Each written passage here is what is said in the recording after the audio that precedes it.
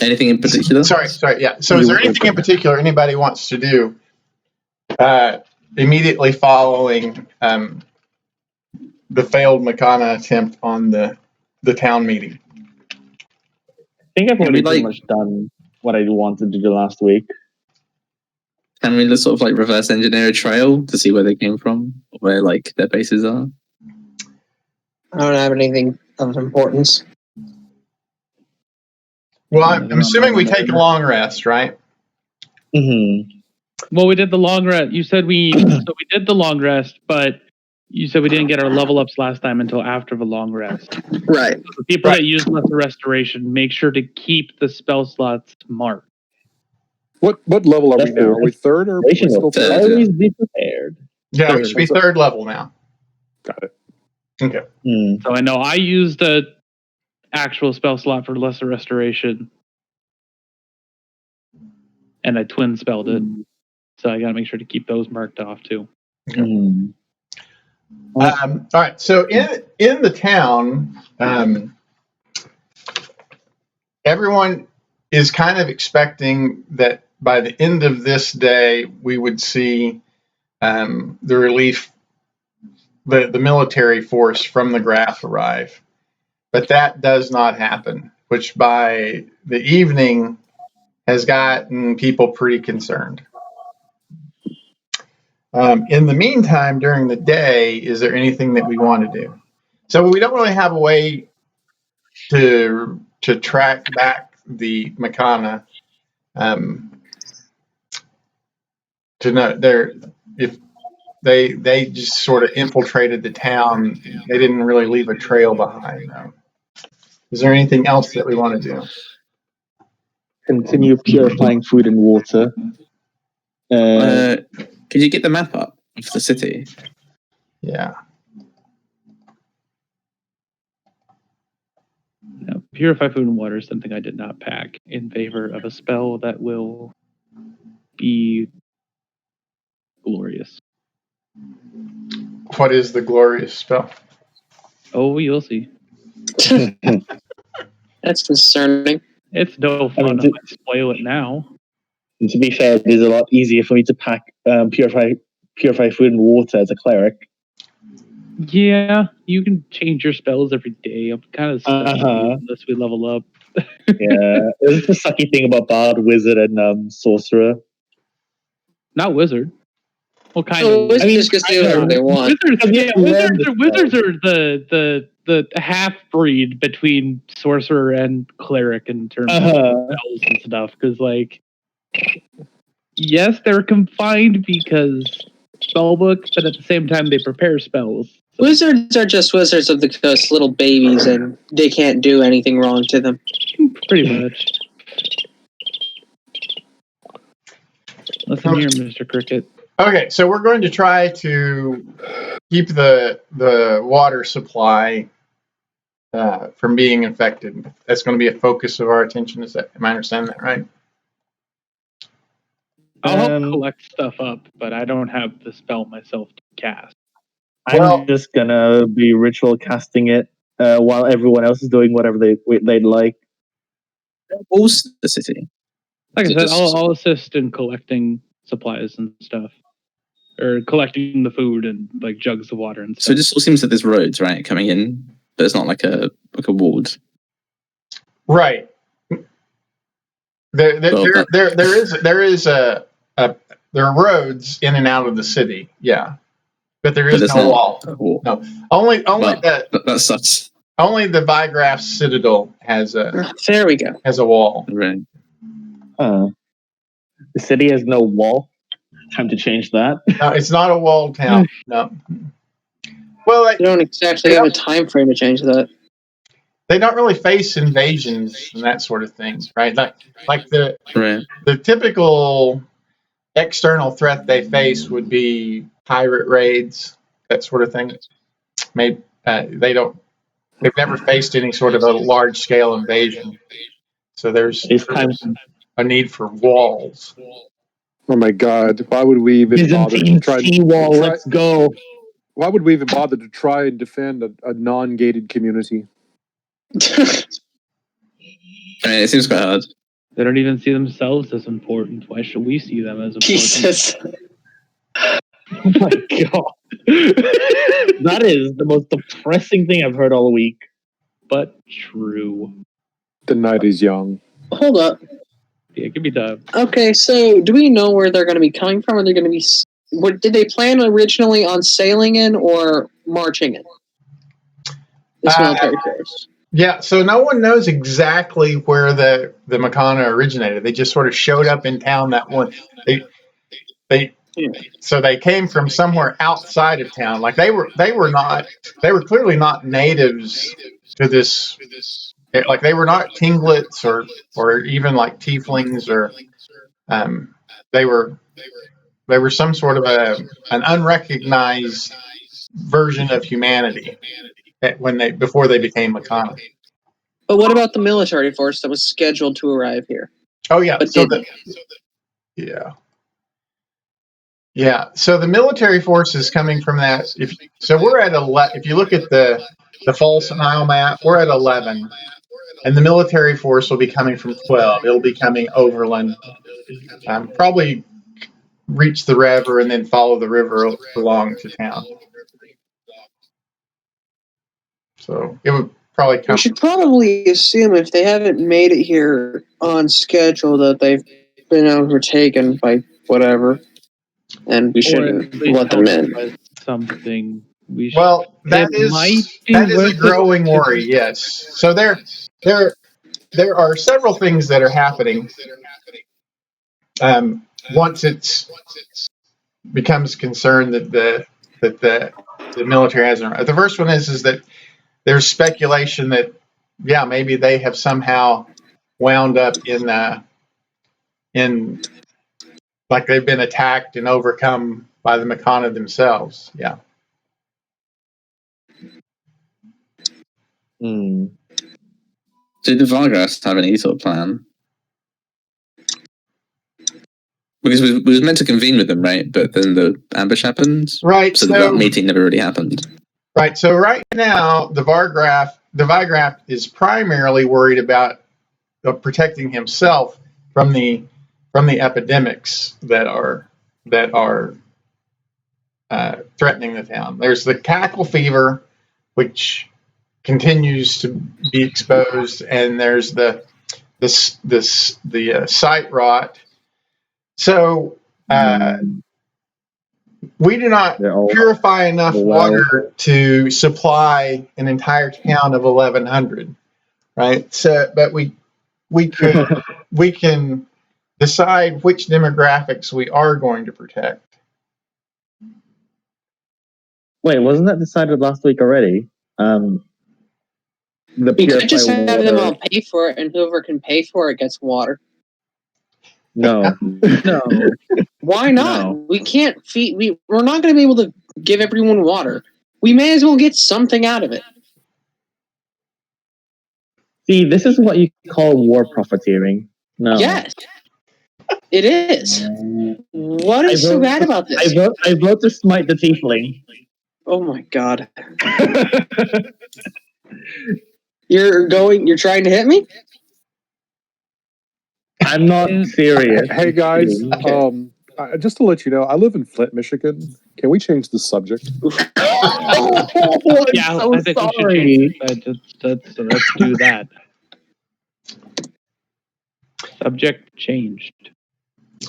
All right. So, in addition to the epidemics, there's also when this just happens. Now, it doesn't necessarily mean that it's truthful, but there are many rumors that circulate about who's collaborating with the machana and who might be machana infiltrators, and it is you end up with people forming social circles and being very suspicious and even persecute those who are not in their close-knit social circles, right?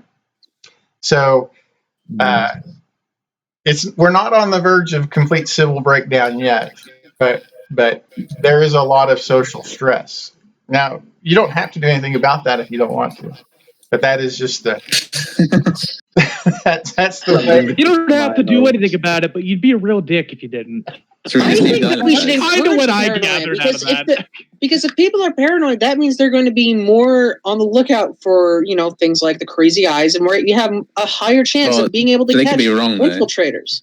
They could also persecute other people just because they don't like them. So, what do you think about the just witch hunts? I think you guys are I think you guys are overestimating how much we are required to give here. I don't know about you all, but I came from across the ocean. I came here for work. I don't owe this town anything. Well, you can leave anytime you want, right? I can, but there's money to be made.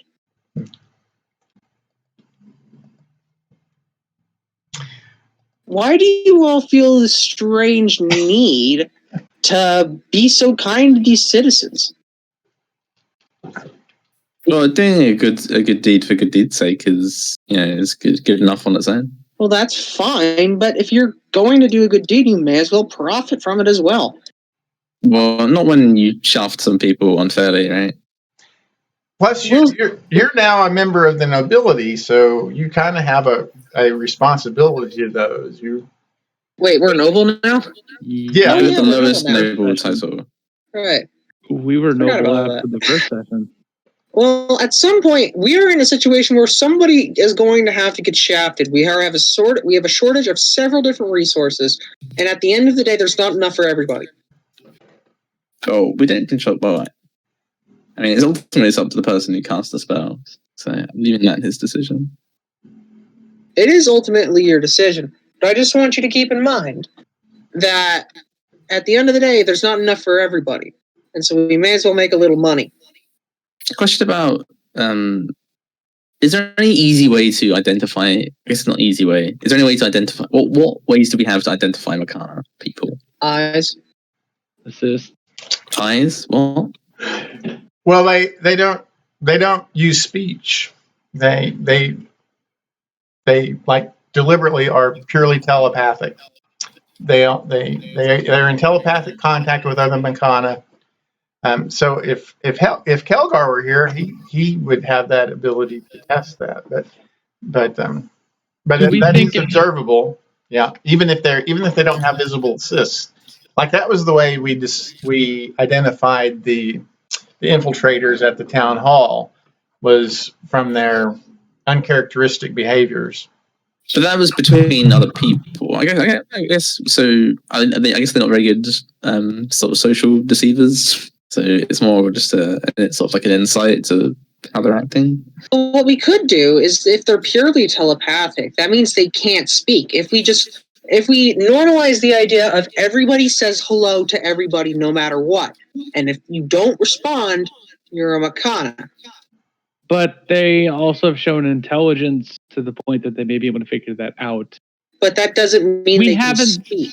But that doesn't. Well, what can they not speak? Just because they haven't. I mean, myself included, I have the option. I could just speak to all of you through telepathy. I don't have to speak out loud, but I am. Just because I have the option of telepathy doesn't mean I can't speak. That's exactly right. Yeah. Same with the machana. Just because they don't speak directly and verbally doesn't mean they can't. They're still inhabiting bodies that have the capabilities to speak. That's fair. We shouldn't assume that they can't, because that could end up with way more problems. But so far they have not spoken. They have used only telepathy. That doesn't necessarily mean that they lack that ability, but beyond that, their behavior is distinctly different. Like once they are a member of the machana, their actions are very deliberately coordinated with each other, and they have almost no interaction on any basis with anyone who's not machana, right? Like it's a completely insular, not even it's like I guess you could call it a society, but it's almost like an extended organism, right? Mm.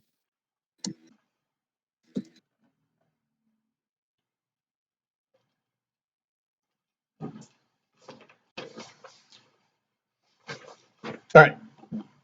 So I guess my question is are we going to do anything about? First of all, so we don't have a wall, right? Like secure. It's a pretty open town. Do we have any plan to deal with security or infiltration, other than protecting the known water sources that we're ritually casting great water on? I mean, unless you can sort of get like militia sort of watch, guards going around towns in groups, and we can't really erect a wall fast enough to actually keep anybody alive. That's going to take a lot of time, a lot of resources that we don't necessarily have, a lot of manpower that we don't necessarily have right now. I think, honestly, the best option is to maintain a sense of public paranoia so that the civilians can watch out for themselves. Well, I think having a stronger force that's a bit more organized than the citizenship would make more sense. Paranoia could be just as damaging as it could be helpful. Well, at some point, we have to do something. I mean, the public knows something is going on. Word spread about what happened in the market the other day. They know something is going on. Right. We don't need to make matters worse by telling them that their people living in their houses with them could be already possessed by these people and don't know it yet. Well, I guess we just sort of educate people on what to look for, right? I think we need to sell it as less of as just a disease. I think we need to sell it as it's just a disease. It causes these weird cysts, and that's it. I think we tell them only what they absolutely need to know to identify the problem. Mm-hmm. I think if you sell it as a extremely fatal disease with a very low survival rate that can be spread through, being attacked like lycanthropy, people will be very aware. Yeah, we sell it as something that is extremely, and it can cause insanity. So we could also. I think lying is pointless. But we're not exact. It's not exactly lying. It's leaving out certain parts of the truth. Lying by omission. We're leaving out certain parts of the truth. We're not telling them that it's this biological virus that is controlling people through a hive mind. We're telling them it's a virus that creates cysts. That's just wrong. It's a poison. But at some point, make them. So I think we should make people produce more anti poisons or anti-venoms. Yeah, definitely. But the issue here is if there's too much panic, then it all fall apart. If there's not enough panic, then nothing's gonna change. So, is there a sage or someone in town that would have more information and more resources for making a decision on how to handle this than us? Oh, sorry, I was muted there for just a second. Well, this is a new situation for everybody in town. I mean, there's never been a threat like this, for sure. I mean, there are lots of opinions. There amongst a significant percentage of the townsfolk, there is an opinion that the first thing that needs to be done is not looking for opinions. I'm looking for a sage that has expertise in either magical plagues or something along the lines that would have some precedent in what's happened. I think more like watch posts. Well, there checkpoints. So there are people who claim to be scholars on the history of these type of things, and they insist that this is the result of human populations allowing themselves to be corrupted by tieflings and gnomes and elves living amongst them. That the best thing to do is purify your culture, get all those corrupting influences out of town. That sounds like an opinion as opposed to an expert opinion. Oh no, they insist that they are experts on this sort of thing. Particularly, they're led by the Fultons. The Fultons. A name I always like to hear. Yeah. Can I actually, as soon as I get wind of this, could I, begin to quietly spread rumors that the leader of that little organization is actually an infiltrator himself? We literally just went over why lying is bad. I don't think we need any more. Yeah. Well, hold on. We never came to the consensus that later. lying was. We never came to the consensus that lying was bad. I We just think said lying that is absolutely I didn't say we came to a consensus. I said we had a discussion. Yes. I don't think lying is necessarily bad. I think lying is a tool that has to be used correctly. I think that, this is solving a problem. If we leave this guy alone, you guys are talking about, we don't want persecution. This is like that times 10. And that this affects members of the party. I think we need to get rid of this guy, and I think we need to do it by manipulating the public. It's the best way to maintain public opinion and keep people unified. Well, they don't have any power unless they're going to just kind of come as personally, right? So I think they do have power. They have power of influence over the people that have to support us. And if they get a mob together, eventually we're going way, of course. Here. That's true. Yeah. Either way, the question is whether or not we deal with this guy. I think we have to deal with him. If it's a battle of influence first before anything else. Yeah, if it's a battle of influence, there are three ways to go about it. One, which is manipulation, which can backfire. Like, the second is becoming more influential than them, and then just showing like, okay, you're just wrong and you're retarded. The third way is to just assassinate them. However, the third can also backfire by making them into a martyr.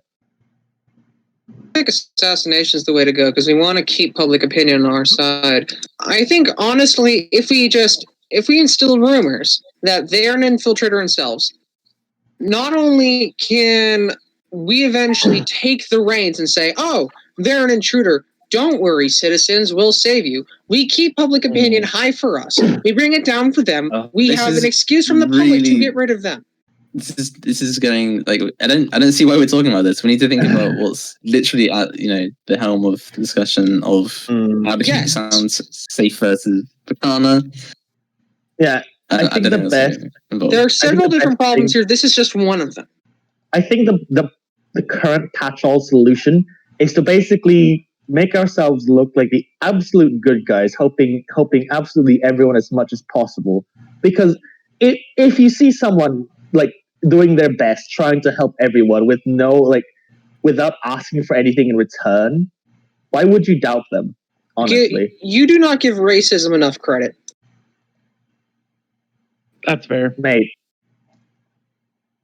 But we're also in a town that is almost completely human. And also, can we make a point? The guy who's saying that we shouldn't kill the guy who's racist against everyone but humans is the human of the party.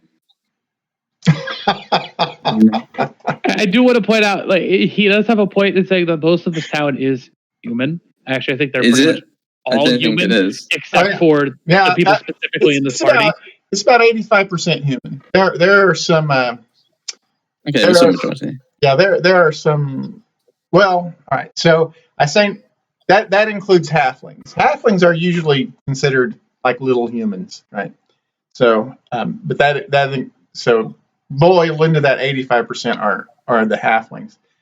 And in the time that we've been here, also in that 85% are an unknown number of individuals who essentially look human, like Asimars, but are not, right? And then there are several. The 15% are composed of several small clannish groups like gnomes and tieflings and dwarves, and who have carved out little niches within the town and in different economic sectors. I think there are a lot of problems here. We need to solve just one at a time. Machana, when it comes to Machana, we don't really have a way to keep them out. We don't have a bridge. We don't have a bridge. We should all be on guard But that's a problem we have to take care of when it arises. Well, no, we can set the city to have sort of protocols to look out for them. That's probably a good idea. Things like militia. On watch. Yeah, exactly That's definitely a good idea. Checking up people and sort of questioning them at regular things. Maybe watchtowers just to see people coming from the outside. However, the persecution of people that I think almost all of this part that are included in almost all of this party. We have a gnome. We have 2 tieflings. Kelgar's being oddly quiet. Wait, I thought it was a halfling, not gnome. What? Kelgar? Is Tyndall a halfling or a gnome? I'm pretty sure Tyndall's a halfling. Tilden's a halfling. Never mind. I did not know that. Yeah. Sorry. I didn't know that. But anyway, the person who's maintaining that we don't need to do anything about the guy who's getting rid of everybody but humans. No. I'm going to correct you here. I didn't say we don't do anything. You said we need to assassination. Assassination. I'm not saying assassination. Let me finish first. I'm saying we shouldn't do anything directly harmful. Here's the thing. If we have a much stronger influence, our influence will eventually subsume his influence. Because here's the thing, you can't fault someone who's trying to help you actively. Sure, there'll be 1%, and there will be 1% that will stay die hard. But when you have 99% support, who cares at that point about that 1%? Well, I'd say Fultons are the definition of lawful stupid. Well, that's kind of a harsh indictment.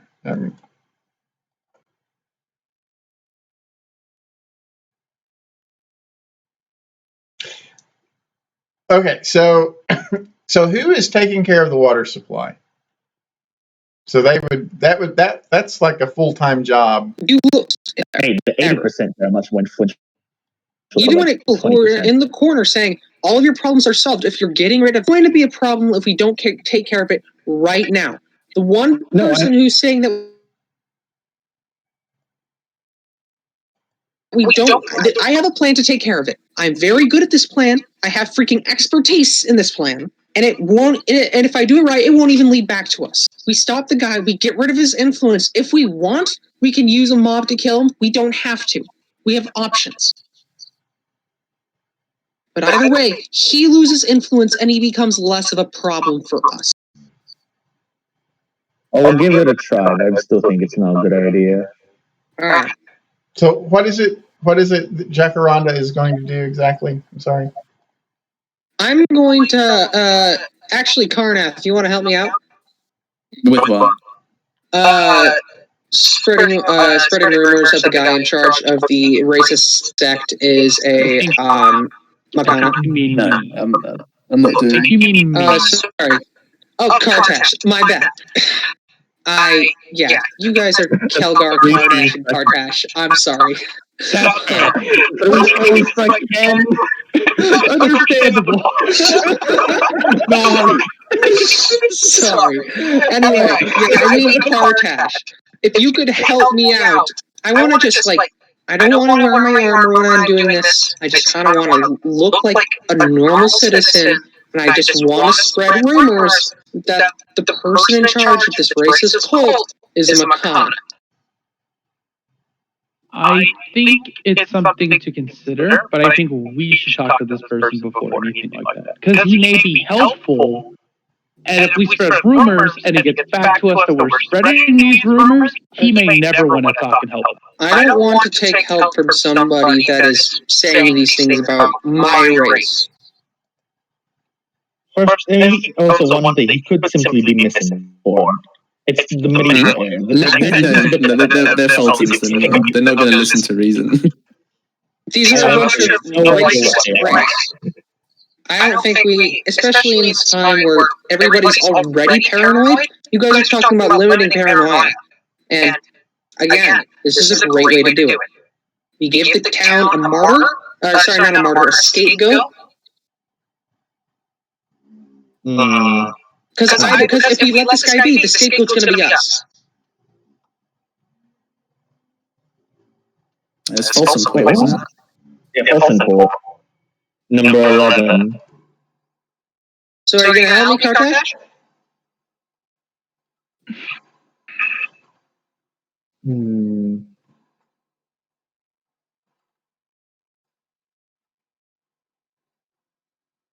I think we can do it. I think it's good. Let's do it. It's a better idea than what we've come up with so far.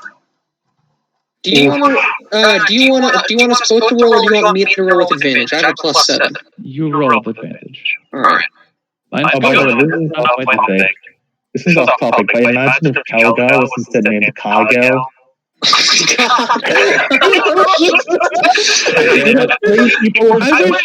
I wish we knew our names before starting this, just so that at least, I might have changed my name. This is hell.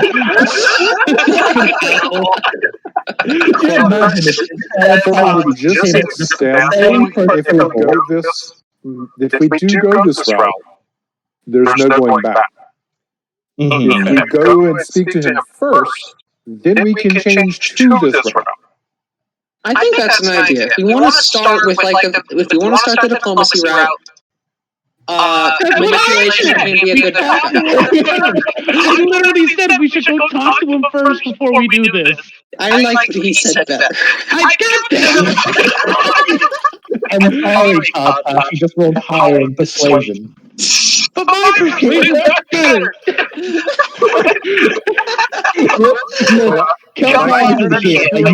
Fuzzy animals, and everyone loves that. All right. So, do we want to talk to this guy? Yes. Let's do it. Okay, so the asking around a little bit, it's not hard to figure out who's the primary instigator of the suspicion against. His name is Reinhold Stoutheart. Here, let me see if I can drag a picture on here of him. I'm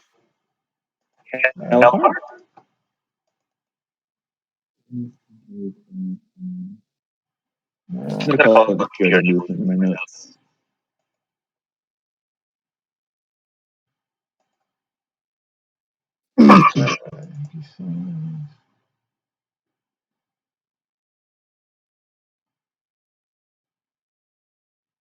Well, I can't find his picture. Hold on, maybe I can pull it from there.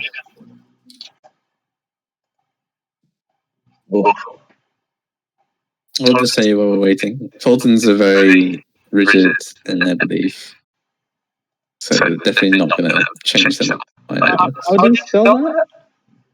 Spell what? Fulton? Fulton? PHO. Fulton. PHOLTUS. Let's see.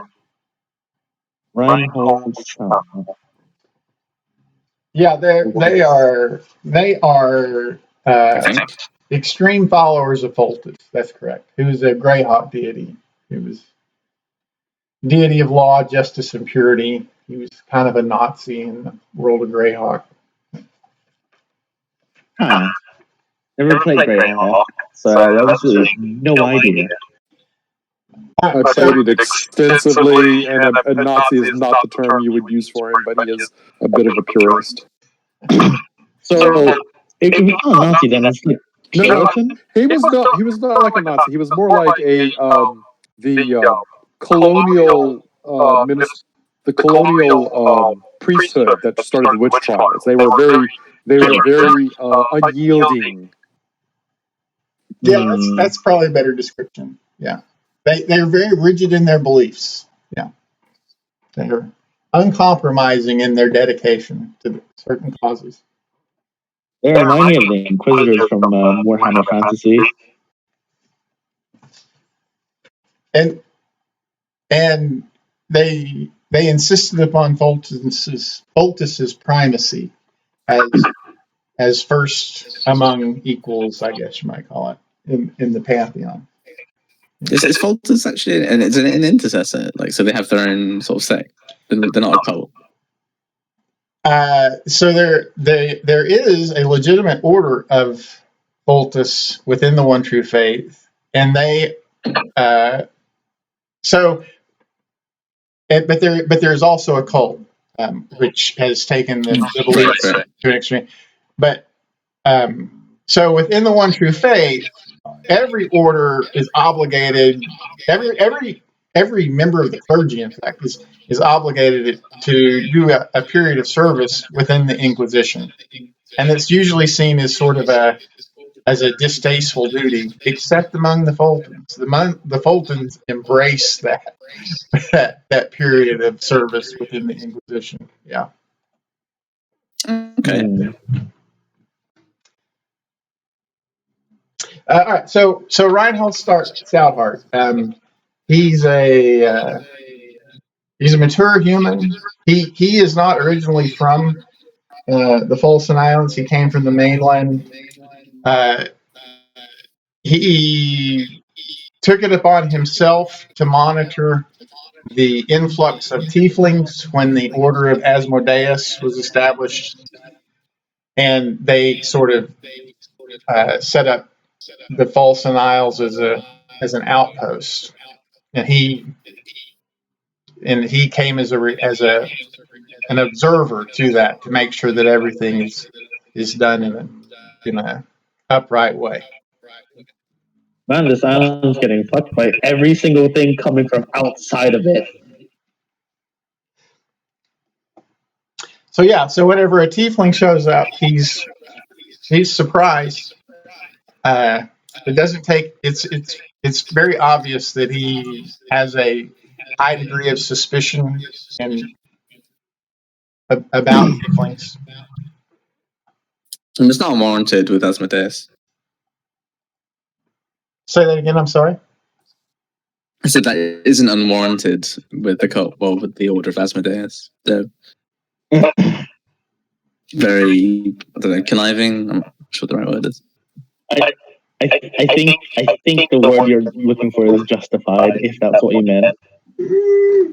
Well, I'm saying the traits of the Order of Asmodeus. I mean, if the Order of Asmodeus specifically is supposed to be conniving, then I'd say suspicions are justified in that case. Yeah. Well, the Order of when you're dealing with the Order of Asmodeus, they're almost always overtly truthful, but they also almost always have I don't know about that. Another agenda that they're pursuing that is secret. Yeah. So two-faced in a sense, or lying by, or like truth but with emotion. Lying by omission usually. Yeah, lying by emotion. I cannot English today. Is that right? Well, like in a previous campaign, there's this place called Moscovita, and there was I think the ruler died or was deposed, and then someone else came up to the point, but they were all equally as awful. And the Order of Asmodeus ended up killing sort of the good option, and there was only the bad option there. Well, so yeah, that was actually an Odile. That was before my. Oh, it was an Odile. Yeah. Yeah, there was a very corrupt and evil ruler, and the prince, the next in line was equally corrupt. But then there was the second in line of him, who is the head of the town watch, was this noble paladin's son, the second son. So the Order of Asmodeus enlisted the player characters to assassinate the ruler and the first son, and then when everything settled out, it turned out that same night someone else had murdered the second son. So then the third in line to the throne was this corrupt uncle who was very close to the Order of Asmodeus. Yeah. But the Order of Asmodeus was extremely helpful in at that time. It was the Order of Asmodeus was extremely helpful to the PCs in completing their assassination of the ruler and the prince. Yeah. So basically, if your interests align with them, those are the most hopeful brothers you can ask for. If not, You should probably watch it back. I think that's a salient observation. Okay, so we're meeting with who's going to meet with Reinhold? He's not hostile. I mean, he will take a meeting with you. I suggest someone that can tell if someone's lying. We'll all be there. Why not? Yeah, we should probably have somebody with.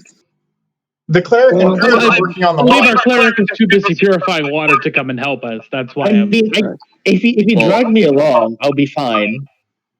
I can join. I think we'd rather you be purifying water right now for the town rather than. That is fair.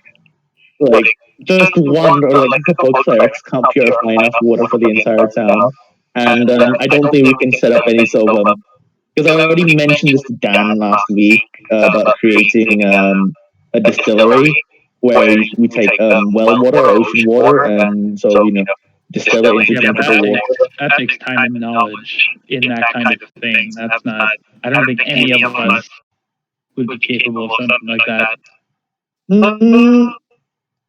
Well, we're already discussed with Dan. He said no, so we'll just drop it right now before it gets too far ahead.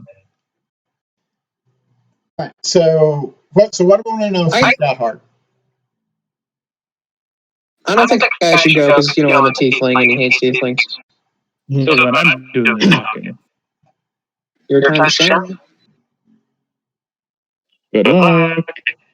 And I would still appreciate someone that can identify when someone's lying with me to back me up on this.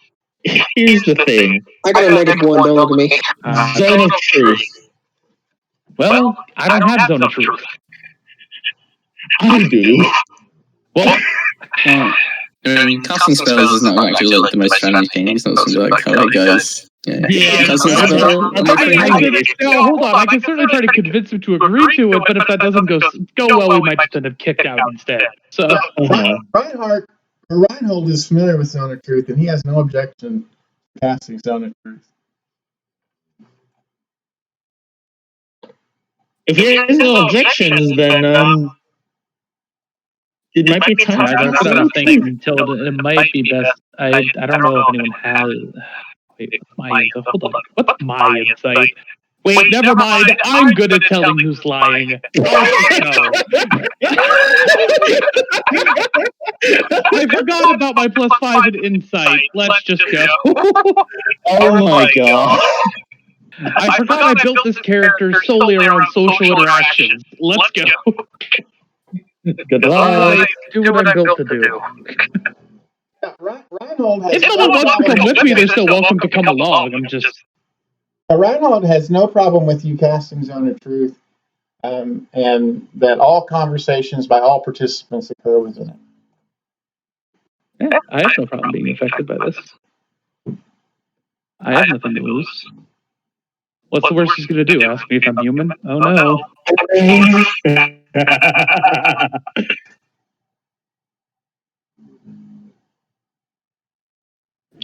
Fears for the weak. I have no fear.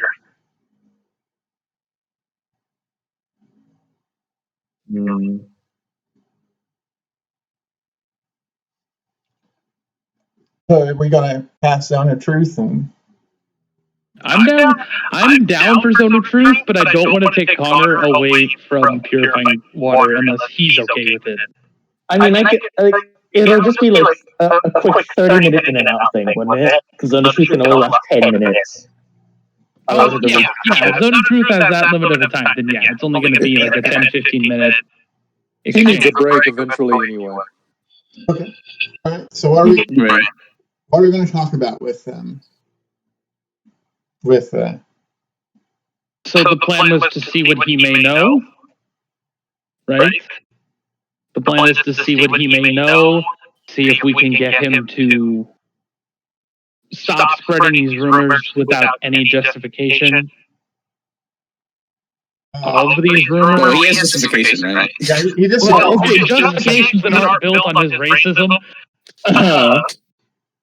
Because like, if he has solid evidence that the Cult of Asmodeus is behind this, then I'm all in. You know, if he has actual proof behind it, I'm in. But if he doesn't, then there's no reason to spread it.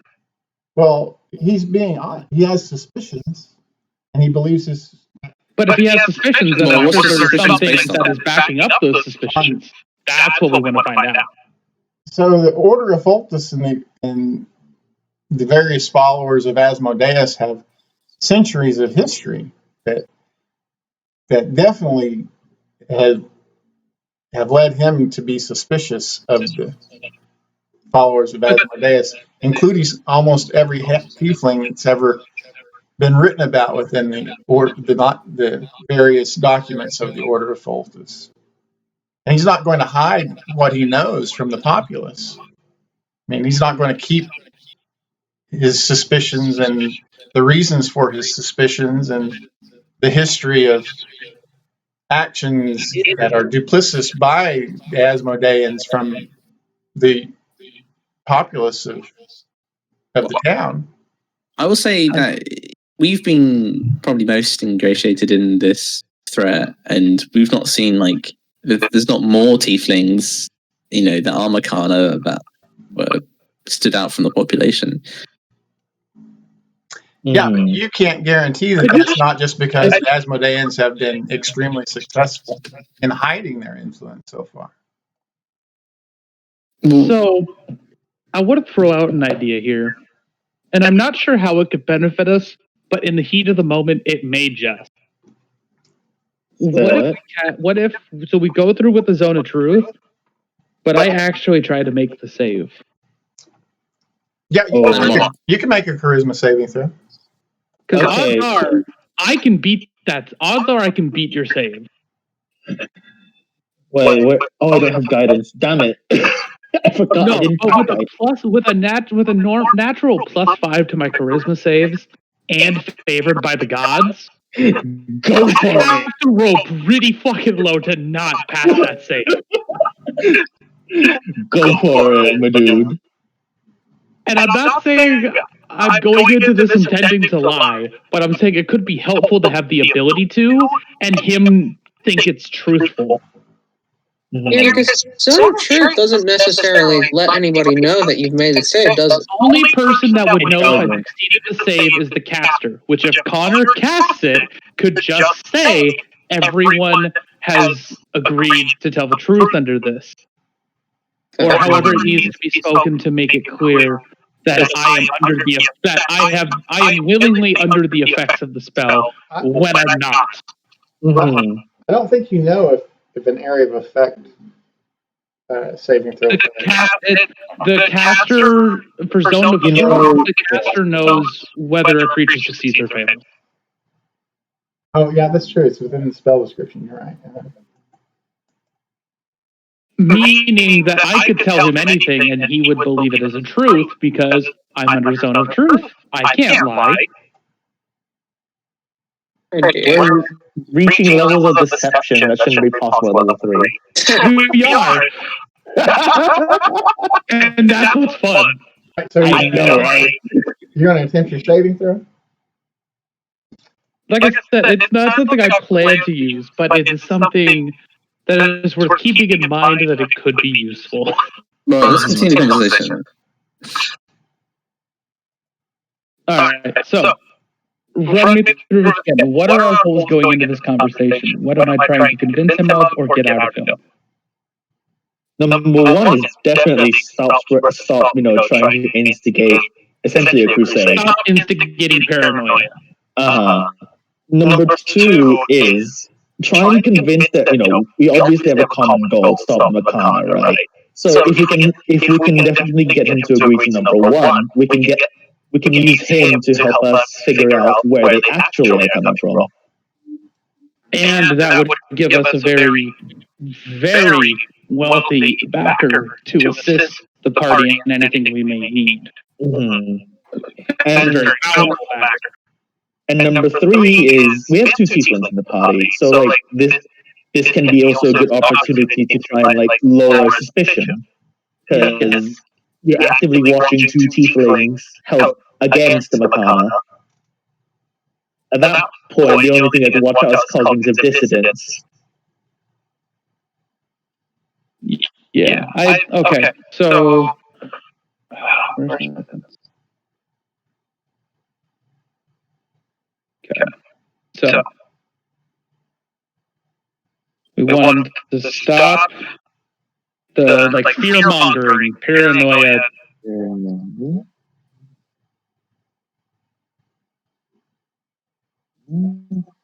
So, what are you asking him to do? Sorry. What are you asking him to agree to? And we want him to back the party and help and be more and work together to solve this problem. Mm-hmm. And we want, and in assistance with the first part, we want to explain that we have tieflings in our party that have helped us with this, and as such is evidence enough that the cult, that Asmodeus may not be behind this. Mm. Well, I want to bring up just to point to him that this disease is based on partly machine. Like, what's Asmodeus has got to do with that? It seems to be some other sort of thing. It seems more a construct. Right. Construction. Oh wait, okay, not the plagues. Not the plagues. We're talking, yeah. Right. And get him to share any information he may have on this, on the machana in general. Okay, so on the machana, they are as big a mystery to him as they are to anybody else. This is the first he's ever even heard about the machana or anybody. As for the order of Asmodeus or followers of Asmodeus, it may not be the order, the cult or whoever. People associated with Asmodeus, and the machana being machines, he doesn't know the particulars of any Asmodean plan, but he is just in general suspicious of those who are associated with Asmodeus, followers or Asmodeus from their history of Sure, but you implicitly said that these people are responsible for things which that's just false, it's made up, right? You've no proof other than you think they're shifty. Well, no. So in particular, Asmodeus and those who are leaders within his followers, they have a history of taking like elements and like the machana may not even know that they are being used by Asmodeus. It doesn't have to be a conspiracy for the machana to be a tool of the Asmodean. Asmodeus has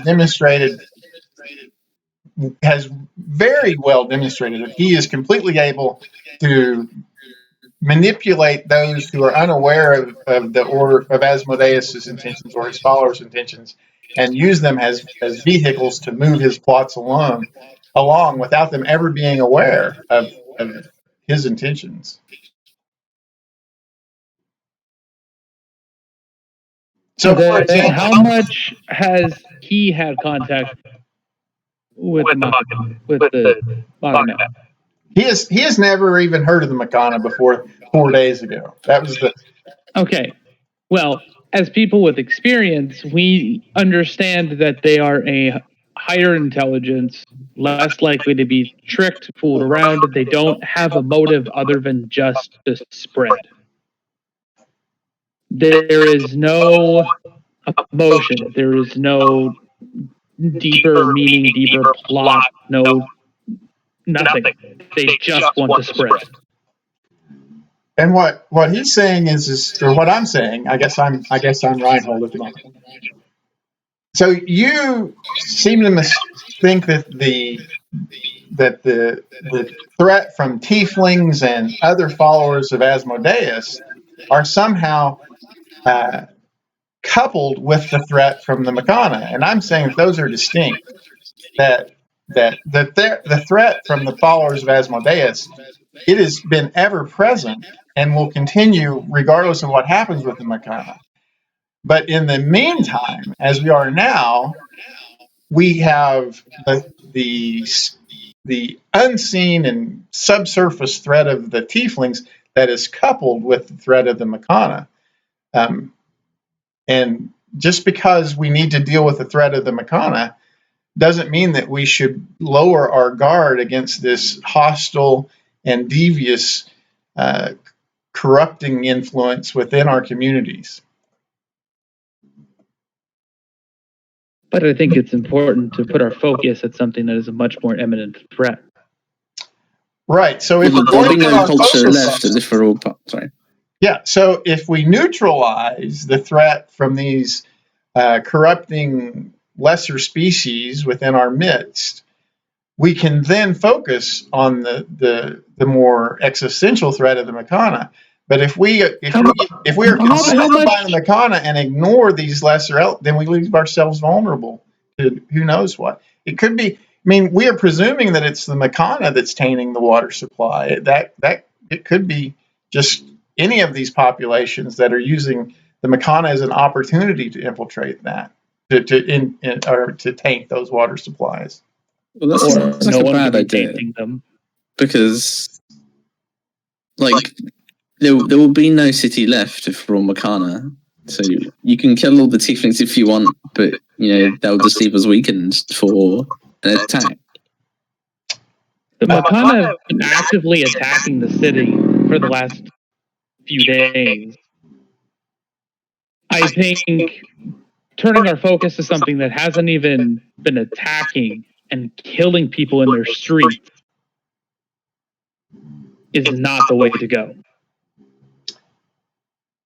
Well, we know for a fact that some of the tieflings have been have fallen into the collective of the machana. So saying that, and so have your humans. Does that mean we should consider the humans as much of a threat?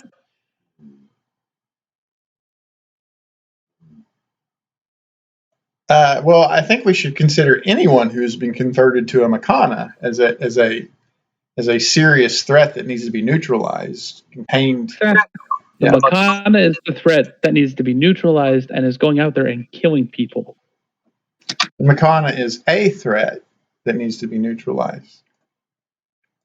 That's the only threat. The threat.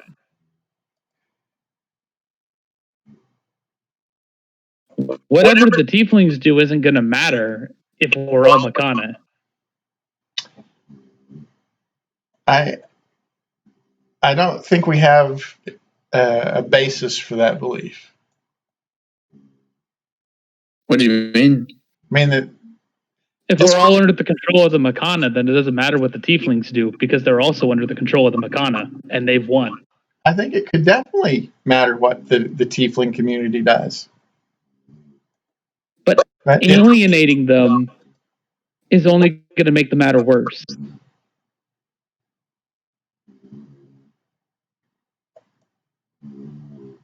Well, I think you're taking resources away from, an important fight against the machana, where you're saying dissent against something that isn't really of importance. By damaging the tiefling community, you weaken them to an attack from the machana, and then they get converted into the machana, increasing their forces, making it easier for them to attack the city. Besides, how many tieflings are there on this island? If I remember correctly, there's less than 50? There's about 50. It fluctuates around 50 depending on who have relatives visiting and that sort of thing. Like 50 tieflings. What can they realistically do that will damage more than an entire army or a potential threat that they can neutralize an entire town guard and potentially an army?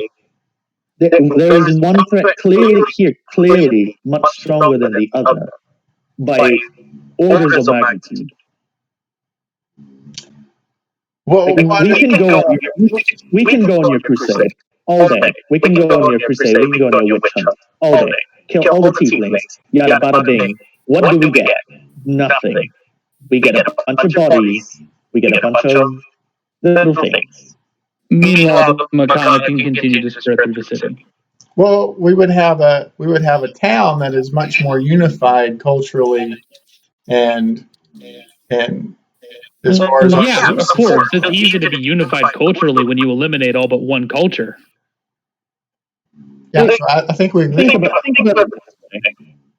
50 people. We have 50 people in this town. Yes or no, Mr. Right? Reinhold Stout. Reinhold. Yeah, Mr. Stoutheart. We have 50 tieflings, roughly, and majority of the town is human, correct? Yes, that's correct. What are 50 tieflings going to do to the entire remaining population, culturally? Well, They can create all. Can you prove for sure that they're not the source of the cackle fever or the sight rot? Those have been pretty significant in the past. Are you sure that they're the source of cackle fever or sight rot? I can't prove that they're not. But you can't prove that they are either. How? We have to try and prove either first. If, and only if, we can figure out that they are the source of the plagues, then I believe it is more justified. Until then, we are simply grabbing at straws and stabbing at each other until all of us die, or assimilated to the machana. And I believe it is in our best interest to not be subsumed by this consciousness. I think whenever you have a population that is significantly different than the majority population, that it is pretty reasonable whenever you have strange things happen to align those strange things with those marginalized or those alien populations. Right? But that's not fair to the population.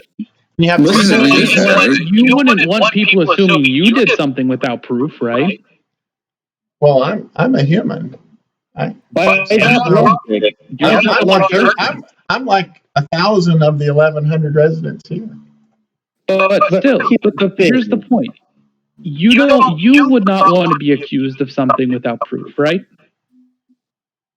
You wouldn't want someone running around saying you're poisoning the water supply without proof, right? No. Why should we do it about somebody else? But there's we are all created equal. But it should be pretty obvious to anybody that I would not poison the water supply. It is also okay. And it's equally obvious to most of the humans here that there's a good chance that tieflings would. But then, by that logic, we are all 6 of us who are except Kelgar, but he's not here. Sorry, the Goliath barbarian. I don't remember who that one is. We're all not from Falkland Islands, and so by that logic, we should be as suspicious as the tieflings by your eye, because we're not from here. We're strange. We're from the mainland. We came here for our own individual reasons, be it profit, be it religious, be it maybe we were just here for a holiday, and this just happened, which, if anyone was known, very unfortunate. Yes, the fact that you are outsiders does make us inherently suspicious of you. Yes, but you are willing to, testify, discuss things within a zone of truth, which speaks a lot for you. Would you be willing to? Have we cast the zone of truth yet? Pretty sure it's been cast the entire time. Yeah. I thought we did that initially as. Okay, I wanted to make sure because Do you know who is poisoning the water supply? I have suspicions, but I can't state categorically that I know for sure. We want a yes or no answer. Do you absolutely 100% in the depths of your heart know who is poisoning the wells, or do you not? I have my sincere beliefs. Yes. Yeah. That is not answering the question, Mr. Oh, God, I'm bad at names. Right. We're asking for a yes or no answer. Well, the question doesn't really yield itself to a yes or no, right?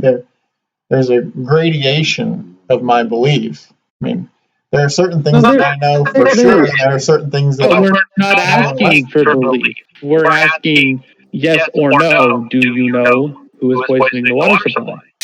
We can have this interpretation all day long. We can have an entire day, like weeks, months worth of discussion. But we need something absolute, not relative, something absolute. I don't know a particular individual, but I know who's poisoning the water. Sure. Who is it? I could narrow it down to, I don't know, 50 or 60 of the 1,100 residents here. All we're saying is at least until solid, actual proof is shown that you and those around you hold off from accusing the community of tieflings for poisoning the water supply.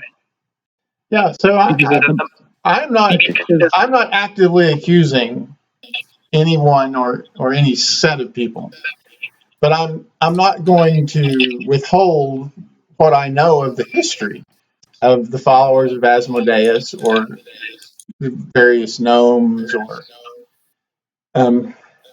certain corrupt populations of dwarves even. So I'm not going to withhold that information from the people. I'm not going to lie about what I know, but I'm not actively out there encouraging the assassination or.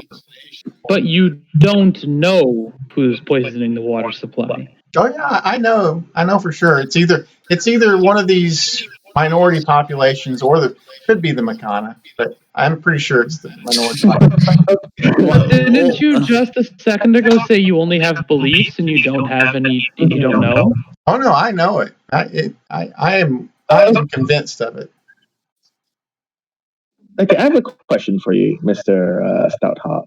Do you believe in redemption? Well, we believe in purification.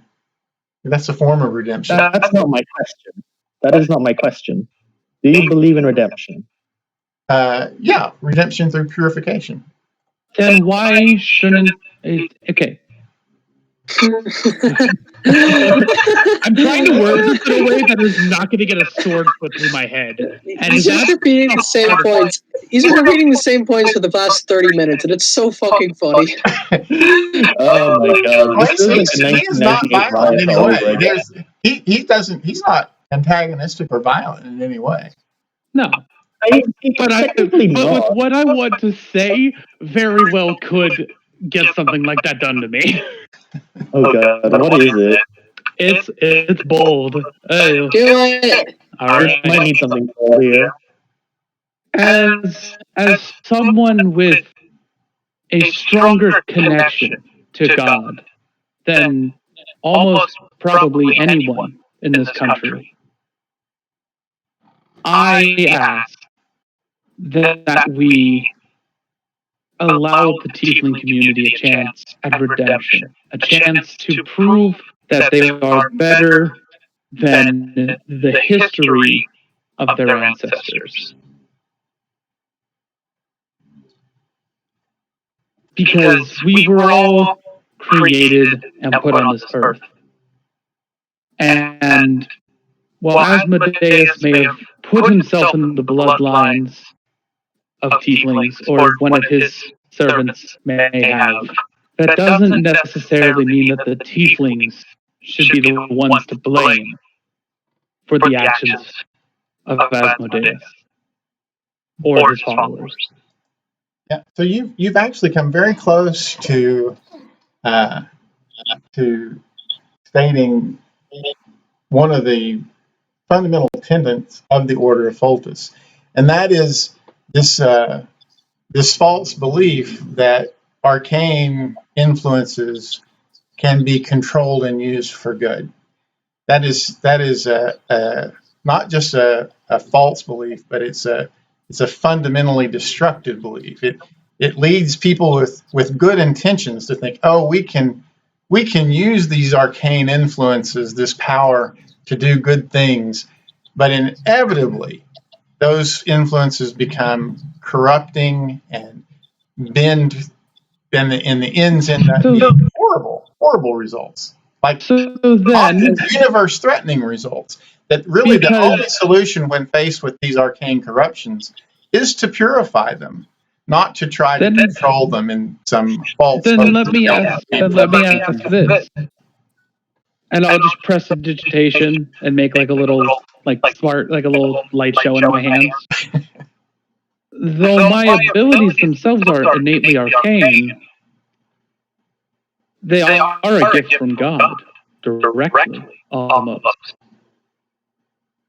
Does that mean I should be purified?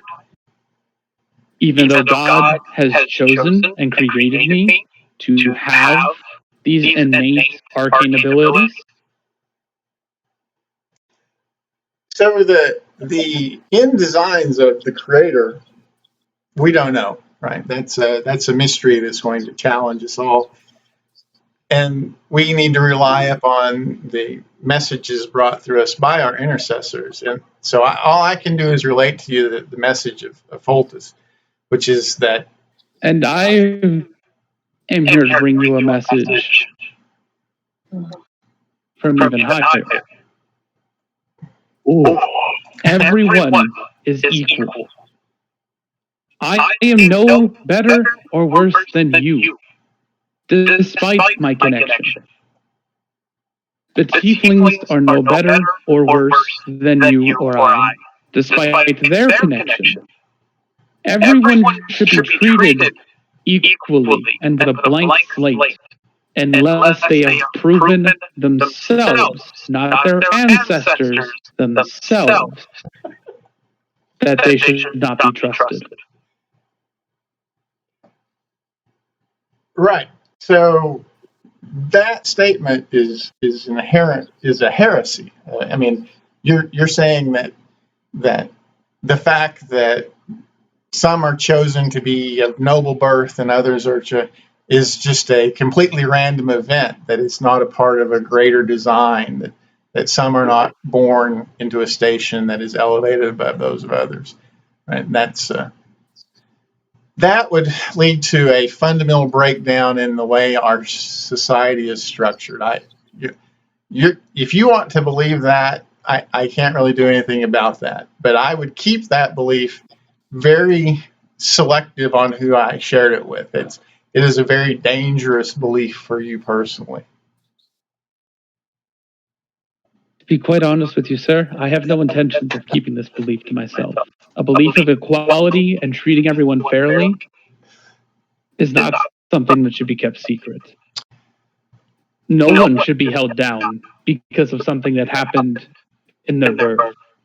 Should they be allowed to rise up and take advantages that may have come from that? Sure. But no one should be held down and put in a state where they cannot rise up and try to do better because of their heritage.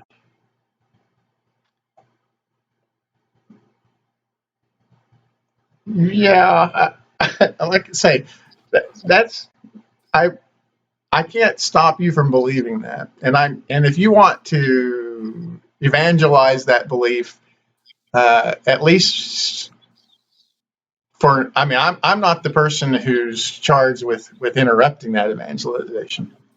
I'm just going to say that you're never going to convince me that a child that is the product of a pirate and a harlot is born into the same state of equality as that born of a much nobler birth, right? And that is your fault. And I think we need to come to a compromise, Elf. like obviously we're not going to change his mind, but my point being that he could at least change his sort of resource management to help against the Machana, rather than pirates and tieflings. Man, Pirate tieflings. Oh boy. I'm a pirate tiefling. Wait, you what? Yeah, that's my whole thing. So he was personally attacking someone in the party. Yes! Oh my god.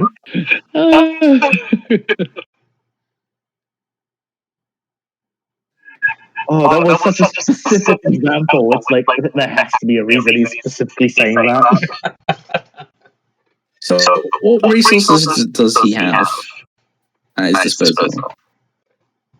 Other than the libraries that we know. So he does have like there are other followers of Fultus who do report to him directly throughout the community. They have different roles within the community. Some I mean, Fultus is also a martial deity or a martial intercessor.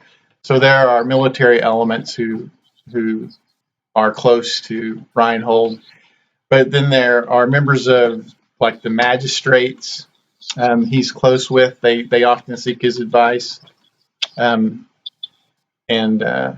then they are just normal townsfolk who revere Fultus, who see Reinhold as sort of their personal minister.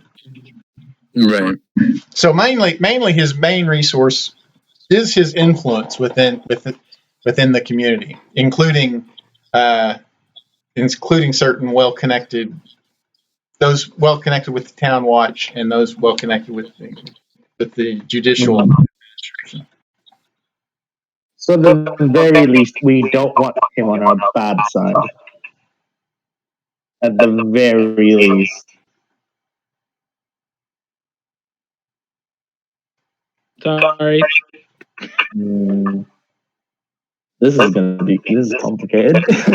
Like I said, I was really trying to pick my words carefully there, because So, how does he feel about sort of being quiet about the tieflings for now, just so we can get rid of this threat? Because it's sort of muddying the waters here, and we sort of need to be focused on distinguishing who is in Machana and who isn't. I but that's not something we need him directly for. But he can help with that, that's my point. He can definitely help. I mean, These are leaders in the community. If he can sort of spread the word, then it's going to be more likely than if we do it.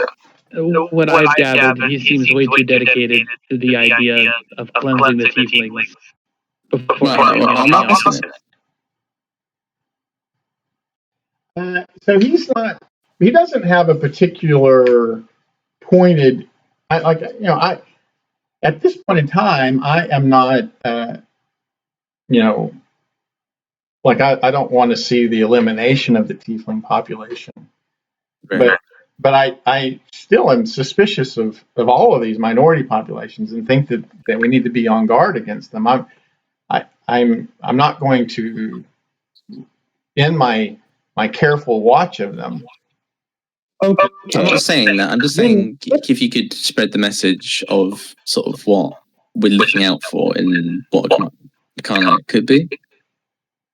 So if you have specific identifiers or things to look for among the Machana, I can definitely spread that information among those who are, who I have contact with and throughout my network of individuals that I have influence with. Okay, I think that's perfect then. So yeah, I'll sort of describe the sort of traits that they have. Yeah, quiet and so on. They're telepathic. Don't breathe after like 4 hours of infection. Yeah, so relay that to him, and if you could spread that, I think that's perfect. Okay. All right. So he will do that. Yeah, Reinhold will spread that information about markers to look for that would indicate Machana, and that should get to the actual members of the town watch throughout town, it'll take several hours. There'll have to be some shift changes, and the information will have to be disseminated, but that will get there.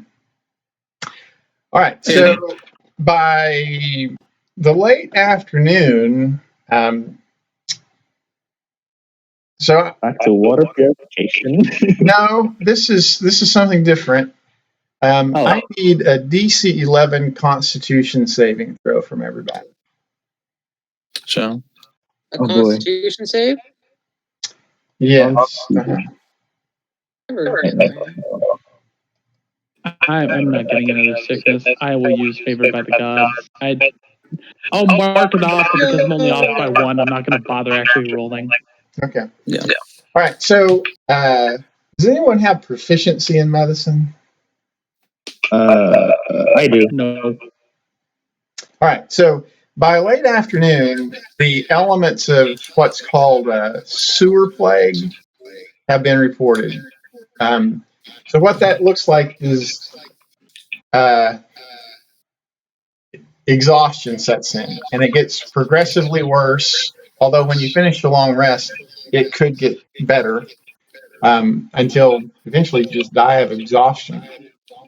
And it's typically the result.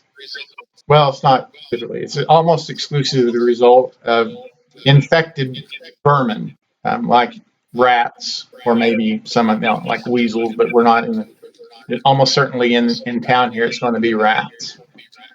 Do we know how that sort of can be instigated? Do we know what? I'm sorry? Like how that can be spread? Like, is that something that can be manually made to happen? It seems a bit weird. Yeah. So amongst the rumors as the day goes on, there is a noticeable increase in the amount of rats in and around the sewers. Oh, okay. Almost certainly is the source of the sewer plague. Now, you can investigate this. Right now, it's not a huge threat, right? Like we almost had someone affected slightly, but it would be something that would progress if it goes unattended. So, are we going to pursue that or leave it to? Yeah. We have to look into this. I think something that Connor said is right. We should consider looking into all the water sources around town, the main water sources at least, and see if those have been tampered with, and then follow that further to see if we can find tampering somewhere else if none of those have been tampered with. Okay. Do we need to get into this? Yeah. So this is kind of a little bit of it's an optional. This sort of a. Well, I won't say short. We'll see. I don't know how long it's going to take, but it is basically just a dungeon crawl. It's optional. You can put it off. You may not ever have to do it if you don't want to, but it would address the problem of the sewer. So it becomes very clear if you do an investigation that one of the particular sewers that leads into the river seems to be the focal point of this infection. It's like right down here. Well, I think the question is, so we haven't heard anything of like that might resemble activity from the machana at this time, right? Right. So we are going to look into the sewer plate. Am I understanding that correct? That's what I'm getting at. Have we heard anything that would indicate to us that the machana are up to something? They're acting. So around that particular sewer, there are circulating numerous rumors that there were some shadowy figures the previous day, like whenever things were going down in the marketplace, that were unexplainedly active in the sewers.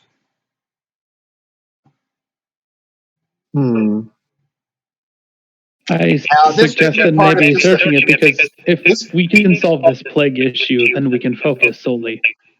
on the machana. At the same we time, haven't heard any activity from them, so it's to our knowledge they're not attacking anywhere in the city right now. That also gives the worry about the army that was supposed to arrive, for one. Though they could simply just be delayed, so I think leaving it for another day. I think waiting one day wouldn't be a bad idea for that. Yeah, because like you said, we weren't sure how long it could take to organize a force. It maybe it took longer to organize a force to come together than we thought. Yeah, waiting an extra day won't hurt. So I think searching for the plague. I say we investigate the sewers. Yeah. I will say this is the one time it's unfortunate I do not have detect poison disease already. It's fine, but you can live without it. I don't have it. I'm very. I have lesser restoration. I'm limited on my spell options. I have only one casting of it left as well. Just FYI. Yeah, I only got one second level slot left as well. But all my first levels. I'm here. And some sorcerer points for a little bit of trickery. So we'll see what we can get up to. So, I think we investigate the sewers, try and figure out who's causing the infections. If we can't, which considering what we've been told, I think we probably will, we may have to set a trap. Yes. What else we investigate first? I sincerely hope that someone just had a lot of hot chocolate spilled on the streets. I sincerely hope that it's all hot chocolate. So this is actually the sewers, right? So, okay. Yeah. Never mind. So you have these three surfaces. There are numerous drain pipes that empty into this sewer, and then it flows out the end there, eventually winding up in the river. And you see it's dark, first of all, and there's like scurrying down in the tunnel. Got an infect deck going on. I'm sorry, what? Got an infect deck going on. Let's see a poison counter. Oh. Yeah.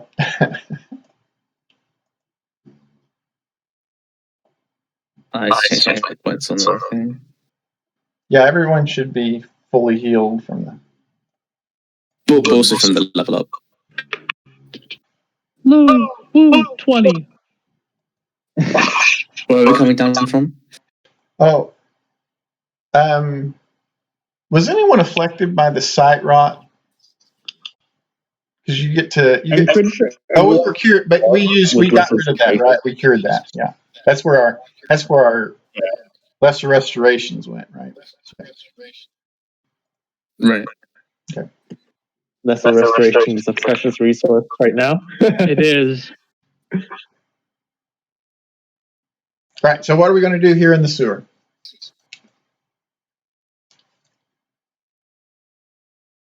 Pretty sure from the same only one direction. possible on night vision.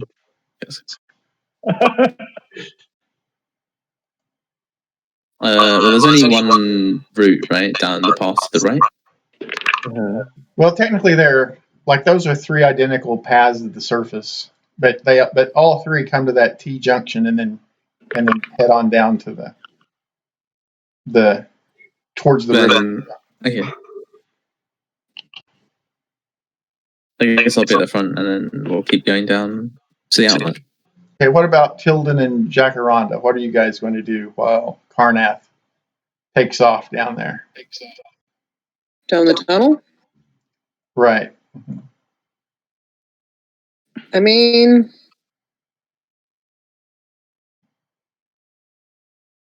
in all honesty, I should probably be going down the tunnel, but if we already have people on that, I mean, I may as well get started on the manipulation if that went that poorly. You're going to get started on what? I'm sorry?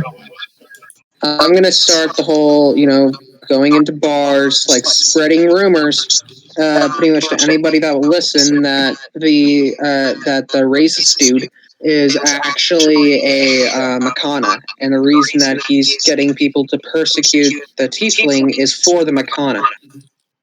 Okay, and what is Tilden doing? He said following in chat. Oh. Like so. Okay, what's our light sources here?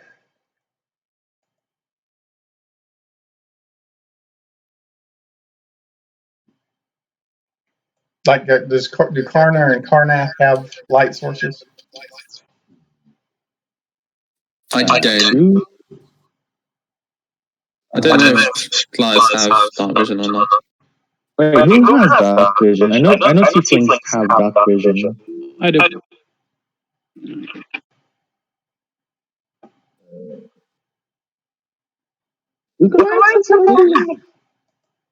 So, what is Connor? Does Connor have dark vision? I do not. Okay, so Connor and Karnath do not have dark vision. Tilden, what's the range on of light on your produced flame there?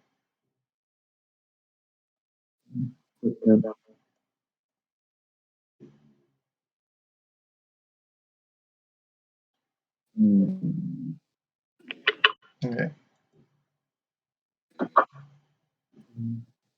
So are you going to stay within 10 feet of Connor and Karnath then? Does anyone have a torch? We have produced flame and stuff, so we can light torches using that. Well, I don't have a free hand if I'm going to be wielding a grey hand. I can hold it, the shield away. Oh, here, I'll hold the torch. Since I don't actually have to worry about having a free hand or anything. Okay, that works. Oh, by the way, since Kelgar isn't here, could I have the +1 shield back? Or +1 armor? For the time being. Yeah. Yes.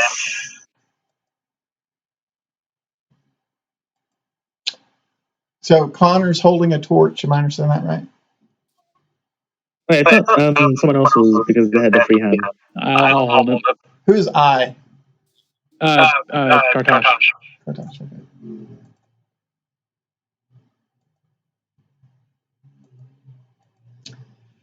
Okay.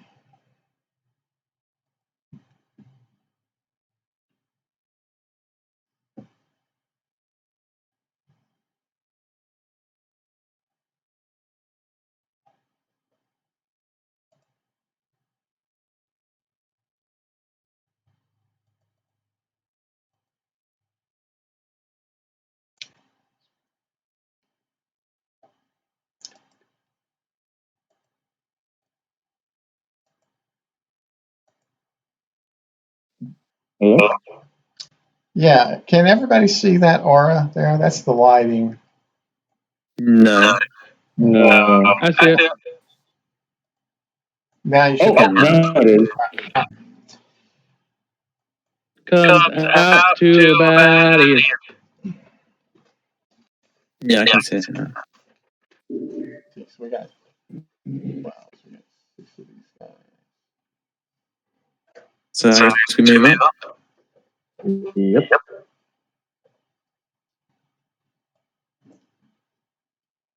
This is the thing everybody's doing. I guess I'll join you guys if everybody else is in here. This feels really awkward. Yeah, I'm going to do that. All right, we need to roll initiative at that point. I don't see anything but white. I don't see a map at all, or any tokens on it. I had a +6 to initiative, and I got an 8. You don't see anything but what? I'm sorry? Just white. Relate the map again. I mean, your browser, because there is a map I can see it. Yeah, it's not a big map, so you might need to scroll up. Yeah, make sure he's zooming out as well. I'm logging out and back in. You put the initiative order up so I can roll.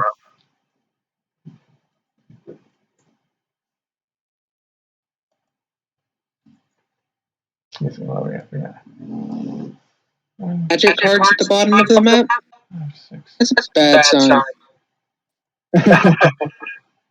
I'm at the top of the initiative? That's a bad sign.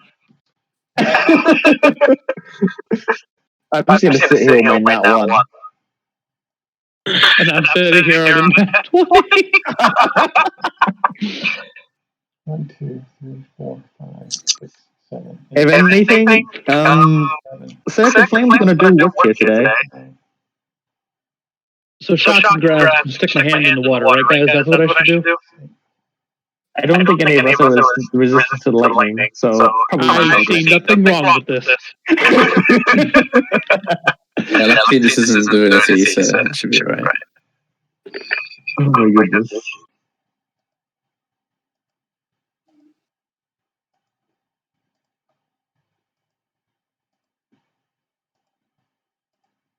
I don't like the number of tokens.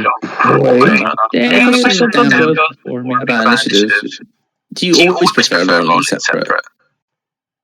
I do on Roll20 because it's so much easier to manage it. I don't whenever I'm running a live game. Okay. Do you find it skews combat in a certain way, having them all like go on the same initiative? Yeah, whenever the creatures go on the same initiative, it makes it a much more difficult encounter because when they all go on on the same initiative, they can perfectly coordinate their activity, which makes it much harder. I know this isn't Warhammer Fantasy, but those mice look awfully like Skaven. Okay. Let me see.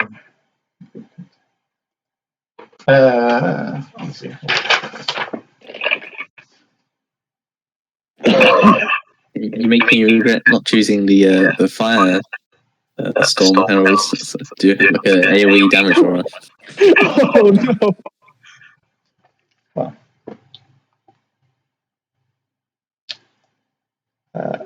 okay. I think you may want to change that next level. No, I'm not changing it.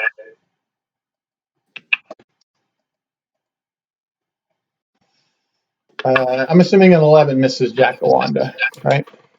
Yes.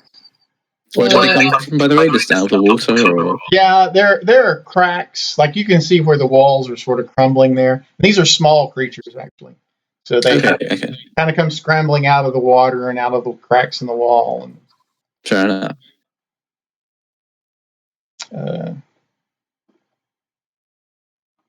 Oh boy. So that's going to be a crit on Jacaranda. Wow.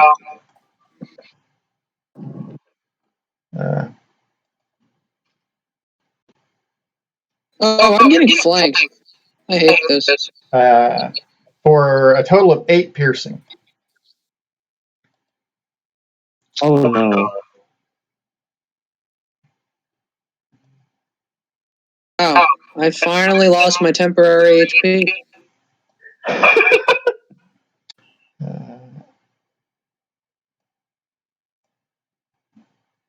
I was hoping I would be able to keep it. That's the first damage I've received this entire game.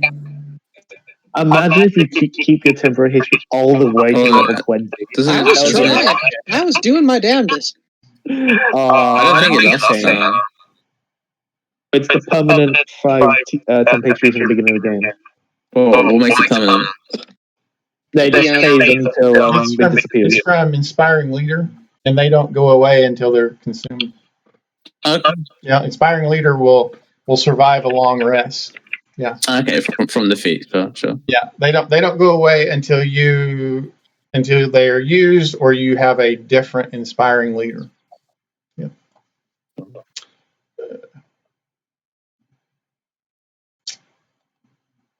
Kartash, what is your passive perception? Passive perception is a solid 15. Okay. Or no. Yeah, 15. It is your turn. All right. I'm gonna keep it short, sweet, and simple. I'm gonna cast plus, and I will bless Connor, Karnath, I think it is. Yeah. Karnath and Jacaranda. Okay. And that's it. Oh, I'm blessed. Thank you for the Reddit gold, kind stranger. You can do 3 people. I did. You can do Those 3 people. Okay. Connor, Karnath, and Jacaranda. The 2 K names. Yeah.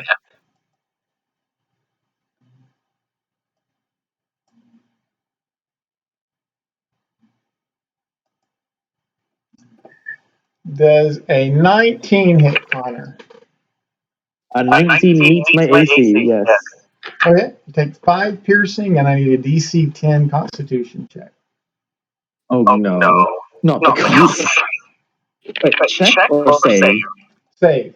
Save.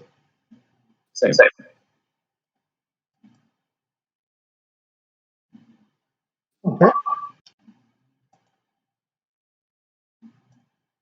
Just spread these guys all around here. Okay. Does a 17 hit Karkash? I have 0 dexterity and no armor, so yes. Okay. Take 3 points of piercing and a DC 10 Constitution saving throw.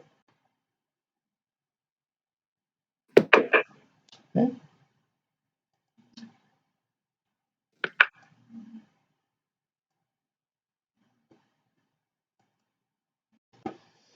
Uh, 22 to hit Mr. Tangletoe.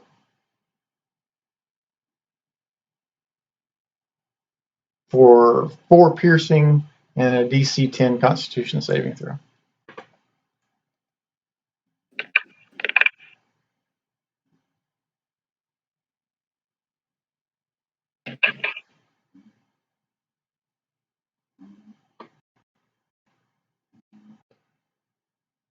Are you with us, Tilden? I didn't hear my name. Yeah, Tilden, armor class, it's armor class 22 for 4, and then I need a DC 10 Constitution saving throw. I called you Mr. Tangletoes, but. All right, so until the disease is cured, you can't regain hit points except by magical means. You said 4 points? Yes, 4 points of piercing damage too.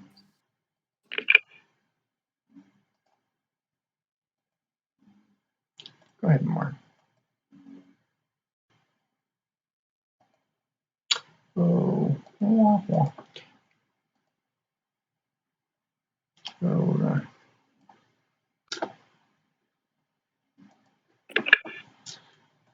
17 to hit Jacaranda. I think that it's yep. That is extremely unfortunate. Okay, for 4 points of piercing and a DC 10 Constitution saving throw.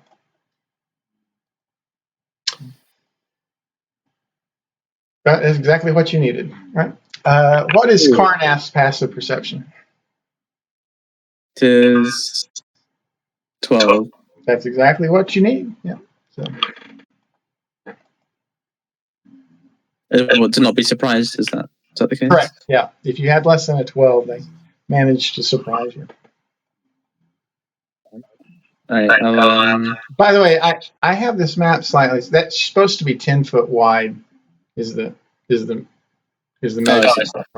Yeah. That actually makes a big difference for me. Yeah.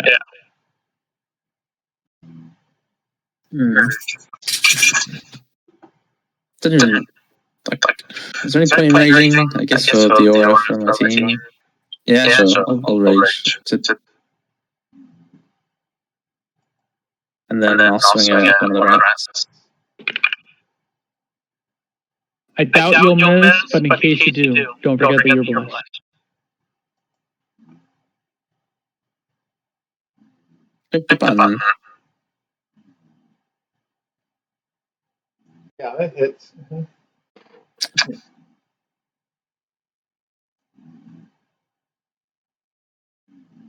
These guys are armor class 12, just so you know. Sure. Which one are you hitting? The one below Connor. Okay.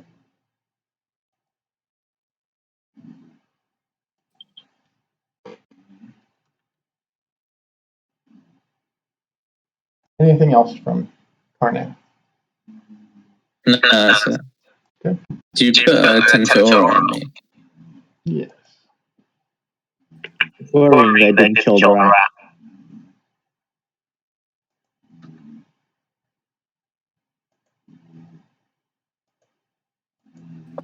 Okay. Thanks. Me and Connor have 2 temporary hit points. Okay. This is one. Actually, this guy. Oh. I guess he's going to attack Kartash. 22 to hit Kartash for 2 points of piercing and a DC 10 Constitution saving throw.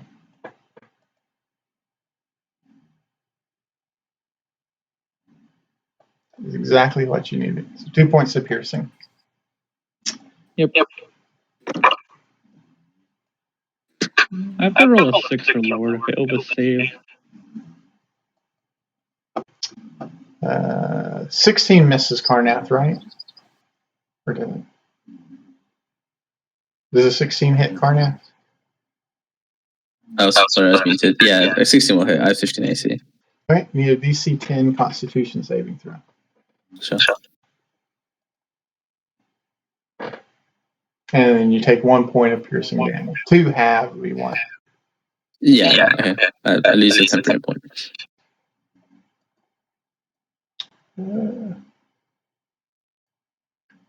Guess he's going to attack Tilden there. 16 to hit Tilden? Yes. Okay, for 4 points of piercing damage, and then a Constitution saving throw. Yeah. Sorry. Okay. Oh no. Oh, well, you were already diseased, so yeah. You can't be doubly diseased. I don't know why you. Yep, it can't get much worse. Don't say that. You'll jinx it. Dire AIDS. Dire AIDS. 13 misses Jacaranda, right? Yeah, my AC is 15. Okay.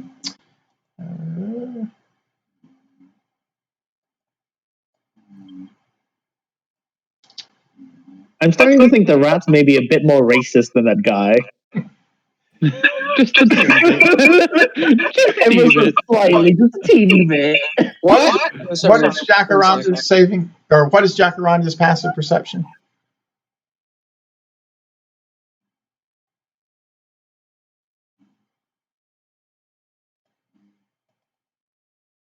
What is Jacaranda's passive perception? 13. Wait, no, it's passive perception. 9. Oh. Okay. So you were surprised, but you're no longer surprised. Okay. Oh. I am. Let me see here. Somehow Tilden ended up out of order there. Or Tilden cast Bless, right? Is that right? Yeah, he casted Bless. No, that was Kartash. Oh, sorry, Kartash casted Bless. My bad. Okay, Let the person that they're asking the question to actually answer it. Yeah, no, I did not cast Bless. Okay, well, you had a 12 on initiative, but somehow ended up on the bottom of the tracker, so I missed you. So we'll go ahead and do you. Okay. Would the two hits have been beforehand? Because my action, I'm going to cast Bark Skin on myself, and then Wild Shape as a bonus action into an 8. Okay. One of them would have been before your turn, but the other one was so not. The first one, that's fine. So the second one was after you would have wild shape. So I cast Barkskin. Then I wild shape into a medium ape. Turn to monkey. The ape form has a +2 dex modifier, so the AC is 18. Okay. So then the 16 would have missed. Okay. Yeah. So you wouldn't have taken the 4. Gotcha. And is that everything for? Oh, by the way, what is Tilden's passive perception?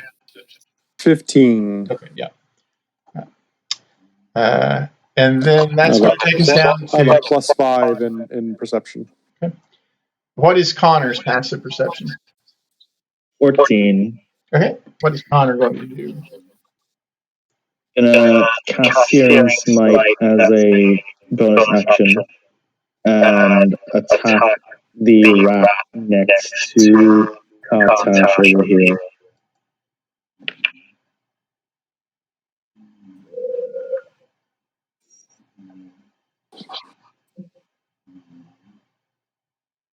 Lex, help me out, please. Gosh darn it. Hey, is Connor going before? Okay. You were surprised, weren't you? Oh, yeah, you're right. I don't think an 11 hit. No, I'm looking for 12 to hit these guys. Yeah. Yeah, darn. Oh, that's my turn. Okay. All right. All right. So attacking Tilden as an ape.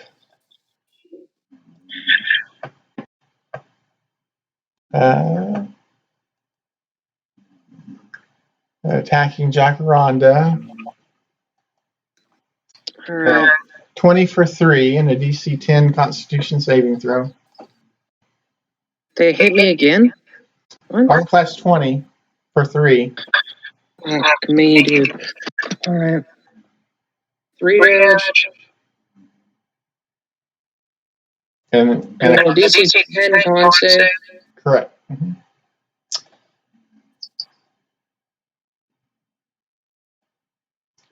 Alright, I'm diseased. Okay.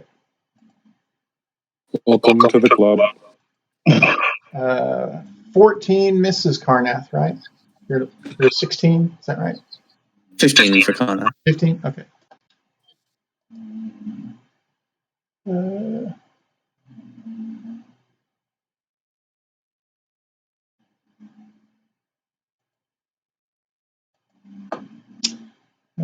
will miss. Kartash's turn.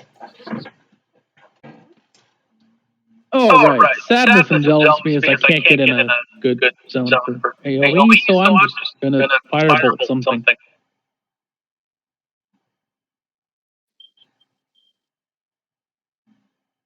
I'll just use this rat. Okay. 17 hit? Yeah, they're armor class 12. Woo! Well, you have to roll it twice. It's in. Oh my goodness. The bane of early game cantrips. This is for Kelgar.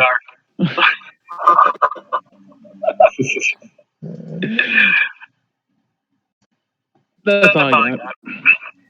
Dang it, Kelgar, take your curse back.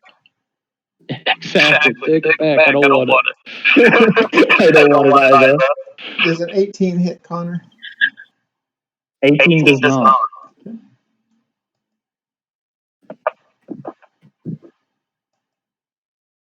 Okay. 22 against Kartash for 2 points of piercing damage and a DC 10 Constitution saving throw. Can you immune to this after enough saves? That's annoying. We need that annoying. 21.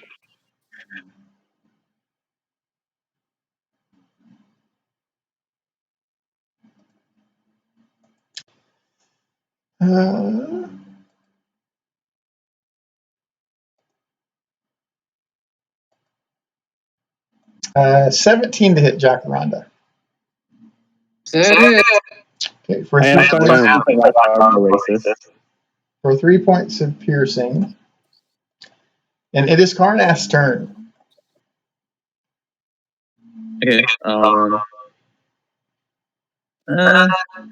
guess I might as well. Nah, that's only DC 12. That's fine. I'll attack. And normally the one on my right. I guess I did need to.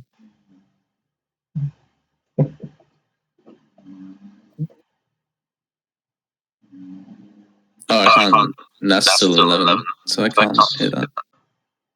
A bonus action give me and Connor 2 hit points. Temporary hit points. Okay, back to 2 temporary hit points. All right, Tilden's turn. Okay, I'm gonna target this rat and just like beat him with a fist.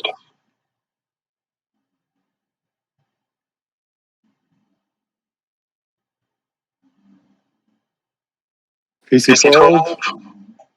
Yeah, that's 9 points. On this one. Okay. Anything else from Tilden? He didn't die from that, did he? No, these are giant rats. They're bigger than your normal rats. And I have multi-attack, so I'll hit him again. 6 will And miss. probably miss him on the second one. Yeah. And I'm done.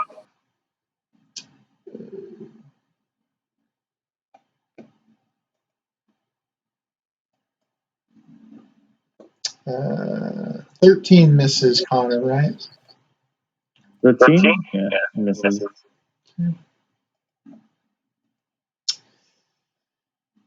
Miss.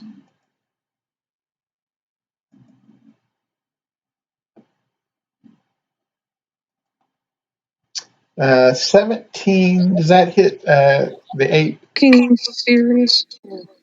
Does that The hit ape is 18. Okay. Oh, the ape? Yeah. Oh. How are they getting these rolls, dude? Well, they have pack tactics. So. Okay, know where all the luck is going. Okay. Jacaranda's turn. Yeah, I'm gonna take the dodge action. Okay. Dodge action, and I. Yeah. Can't you take dodge as a bonus action because of Nope, stuff? Not that's dodge. Yeah. You can take dash and disengage and hide, but not dodge. Oh, I'm gonna mace the guy to the left. With the rat.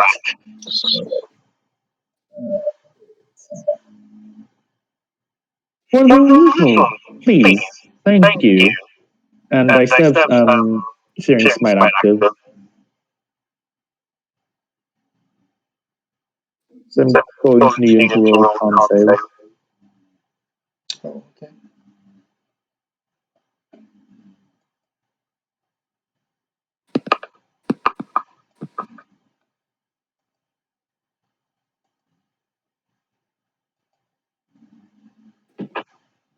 Oh, it is on fire.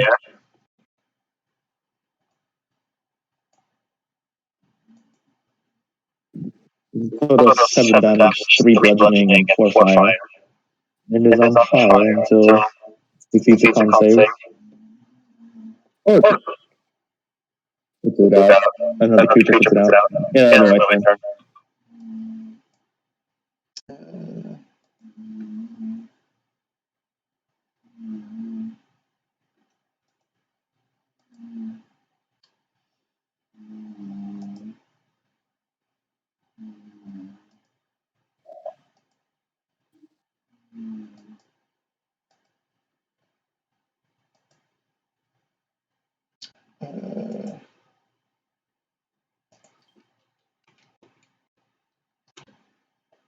All right, so we crit Parnath for 7, and then a DC 10 Constitution saving throw.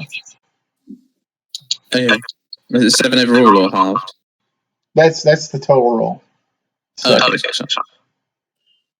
Not wrong roll, but I'll that's with a +3. Oh, I rolled a 2. Okay, so yeah, I'm poisoned. Okay. Disease, yeah. No, you rolled a death. Yeah, but the rolls are 2, so. No, you're supposed to roll a con save. That's a dex save. Like I said, the rolls are 2. So It's still a 2, yeah. All right, so this one's on fire. What happens when he's on fire? He either has to put it out or take some more damage on his turn. Is that right? Either another creature within 5 feet must use an action to put out the flames, some other effect such as it being doused, or it succeeds a con save. Okay. I'll display this. Yeah, I don't think rats are smart enough to know how to put out a fire. Good. It's a D6, 1d6 fire damage. 2 fire. Okay.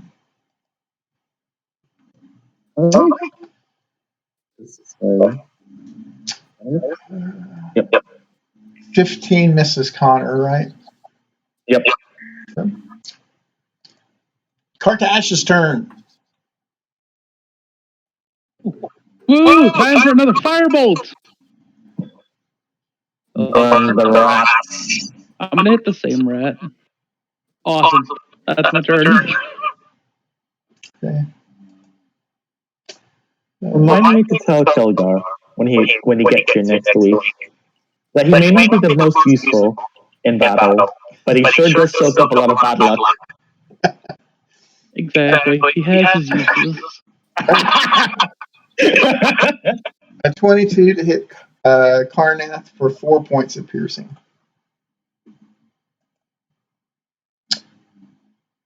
He has value to the team, just not in the way he wanted.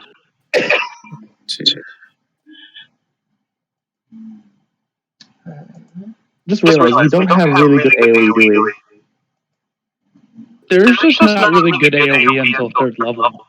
Mm-hmm. Or, I mean, 3rd level spells. 21 to hit Tilden for 5 points of piercing. You said what? 41? No, a 21 to hit Tilden. Okay. For 5 points of piercing. And you did how much? 5 5 points? points of piercing. Got it.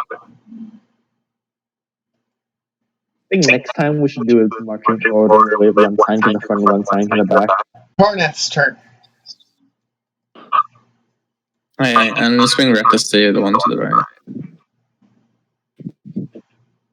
Ooh, It's 14.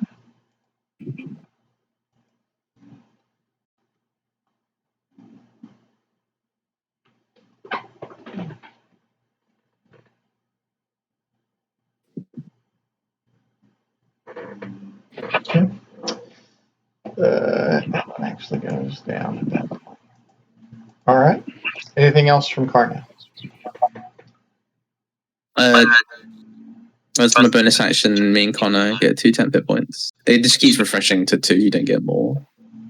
yeah, I suspected as much. You're a bit strong. I mean, regardless, the constant 2 is nice.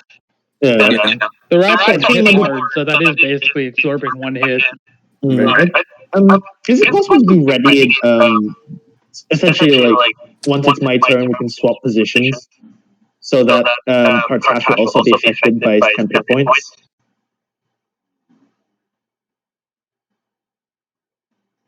Because over there, it's just myself and him. Yeah. If we swap positions, yeah. So like once it's my turn, we swap positions. Okay. You'd be provoking 2 hits. Oh yeah. Yeah, you would provoke. It is. Never mind that. It's Tilden's turn. I'm going to target the same one I hit last time. Okay. Try and take that one out. First attack. Okay. That is 11 points. Does that kill it? I will target this one.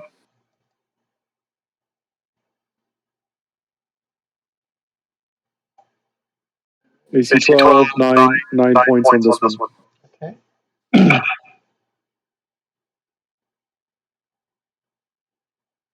and then done.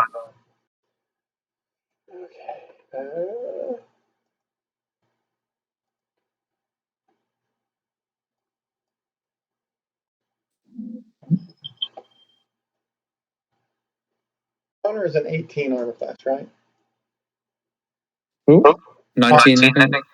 19, yeah. I have the enchanted weapon back since Kelgar isn't here. Oh, enchanted shield.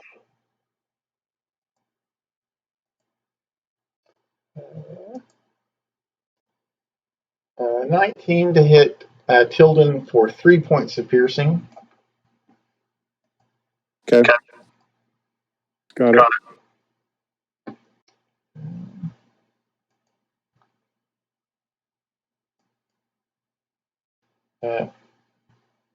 An 18 to hit Jacaranda for 3 points of piercing. Right? 3 damage.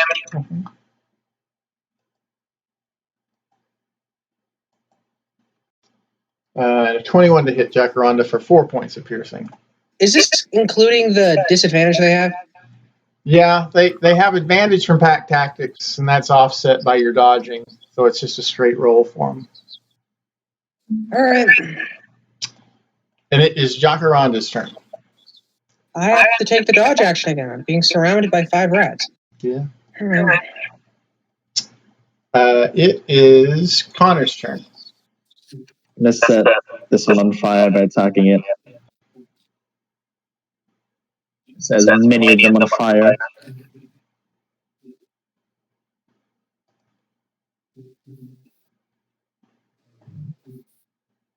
I don't think 10 passes. Say.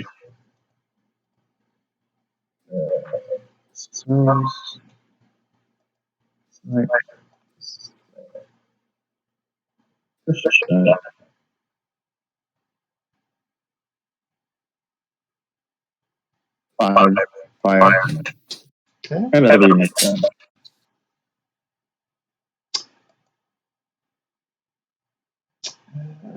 That one can just go away.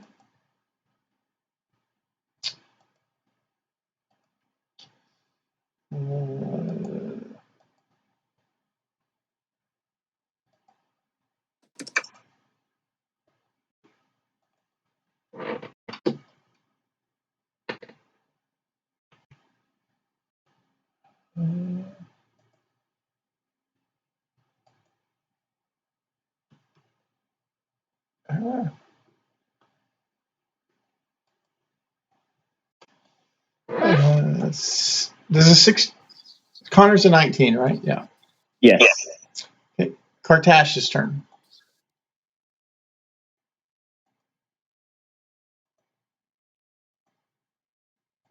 Just a sec, guys. Sorry.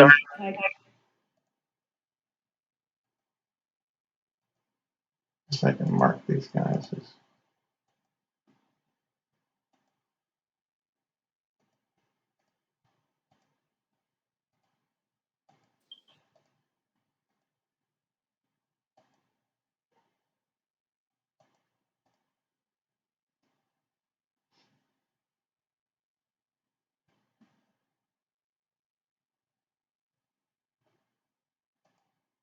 Alrighty. I'm gonna go ahead and hit this rat over here by Jacaranda.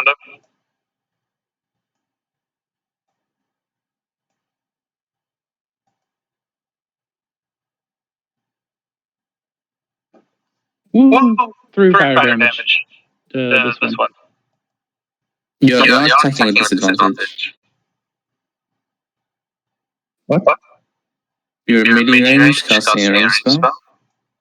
Oh, Yeah. is it? Casting range? Wait, there's a lot of rats around him. Yeah. I'm just doing a range attack.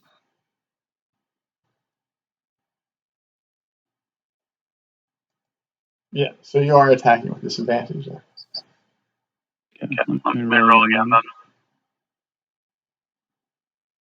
Still is 3 fire damage. Okay. Anything else from Kartash? Nope. Can't do anything else.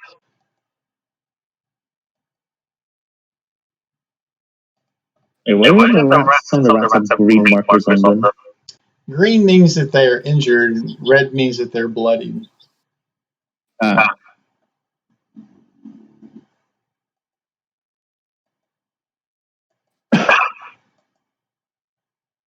19 to hit Connor for 4 points.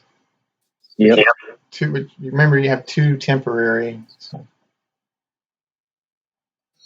Con save, assuming? Yes. Okay.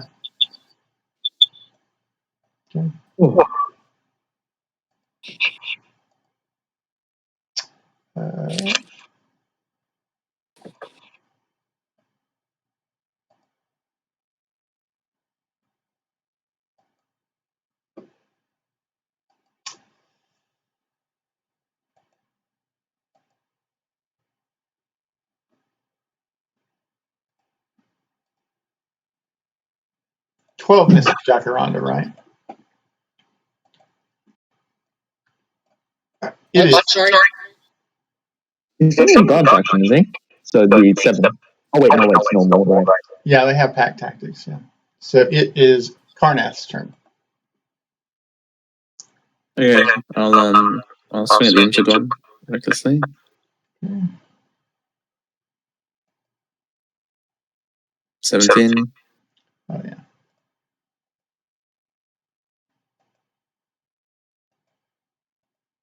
Anything else from Karnath? Would I be able to grapple Connor and move him in my spot then? So I'll provoke from one rat.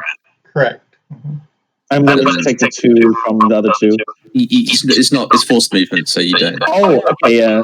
I'm failing that. Yes. Then I'll use my bonus action and give everyone a temporary hit point. All right. It was in range.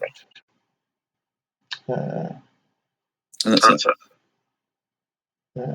An 18 to hit Karnath for 4 total. Isn't it Tilden's turn first? Oh, sorry, this is it. Yeah. Sure. Then my temporary hit points. No, that's before that. Okay. And it is Tilden's turn. Okay, I'll attack this one again.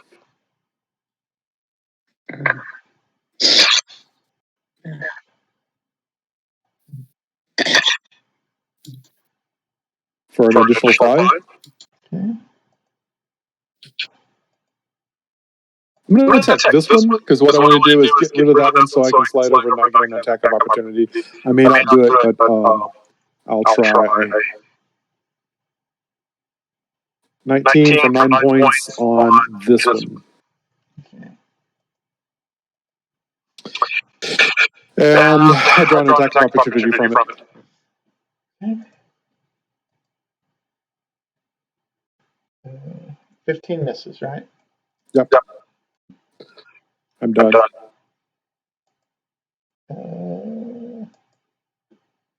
I need to try and get them off of Jacaranda.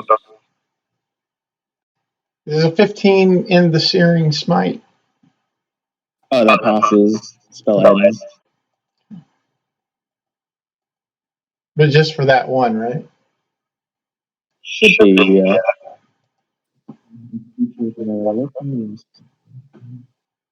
I do have one more thing I'm going to do. I have silent speech. I'm going to let Jacaranda telepathically know that I do have lesser restoration for when we get out of this. A 12 misses. You have to give it a try because I'm going to need it. Oh, no. Does a 12 hit Karnath?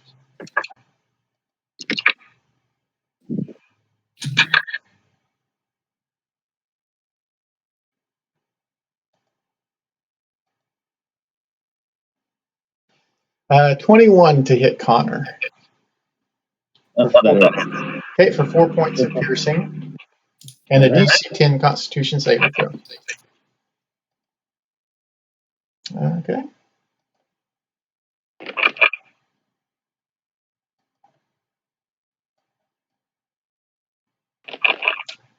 Okay.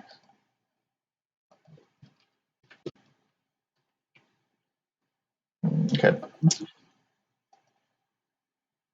A 20 to hit Tilden for 4 points of piercing. Did you say Tilden? Yes, Tilden for Got 4. it. Okay. Got it.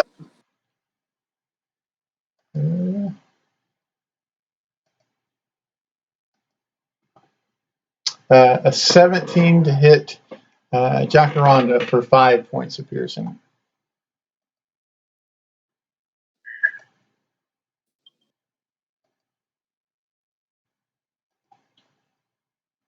And it is Jacaranda's turn. Yeah. Okay. I'm at 3 hit points. I'm out. Fuck this. Yeah. Nope. I'm gonna take the disengage action and just fucking book it.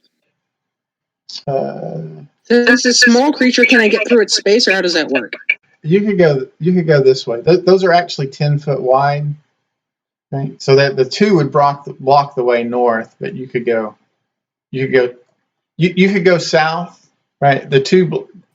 I've misaligned the map, but you could go south and get to the surface there with 30 feet of movement. All right. Yeah.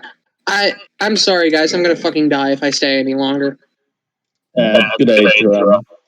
Yeah. No. I'm just gonna move back here.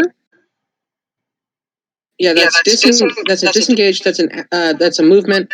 For my action, I'm actually gonna fire on. Yeah. How do I ping again? Sorry. If you take an action, that's not disengage, is it? Disengage for me is a bonus action. Roguish action, whatever the hell that is. Yeah, getting an action. But now I'm gonna shoot that guy. Shoot him real good. Let's see.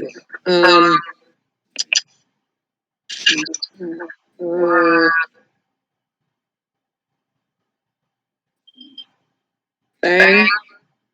And yeah, that's 13.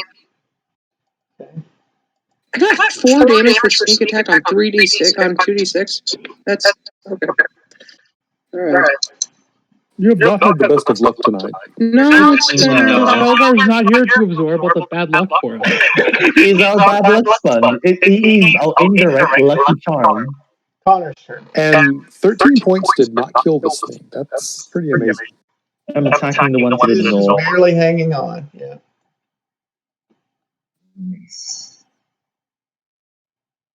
Oh, the one time I roll an actual good amount of attacks, so that's my turn. And damage.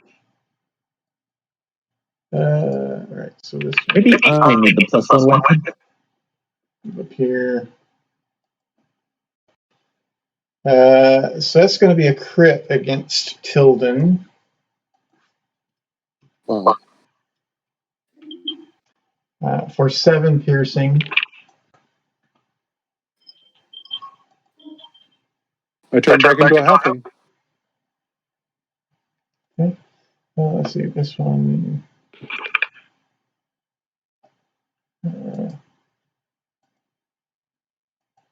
The fire actually kills that one before it can attack. Ooh, And it's Partash's turn. All right.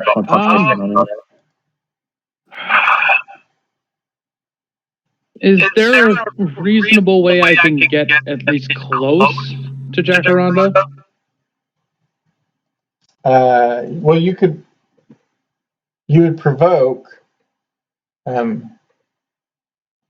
What is it you're wanting to do?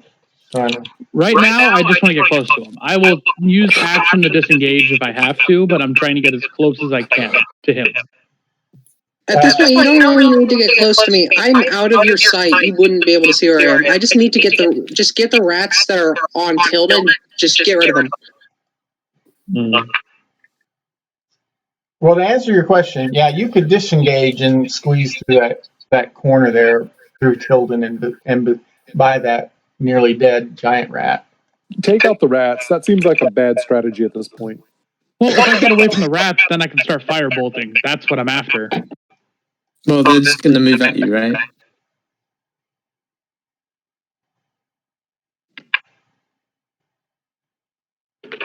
Okay, so this rat next to me is dead.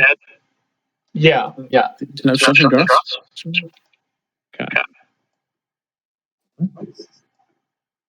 I'm gonna move over. Oh, stay right here.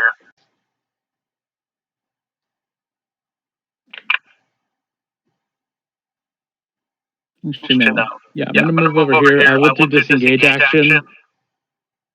And I guess I'm using this because at this point, I'm just gonna try to speed this up. I'm gonna cast. I'm gonna cast spiritual weapon. Well, then you didn't disengage. Spiritual weapon is a bonus. Spiritual weapon is a bonus action, so yes, I can. Sorry. And I will summon it right in front of where Connor is and attack this rat. Okay.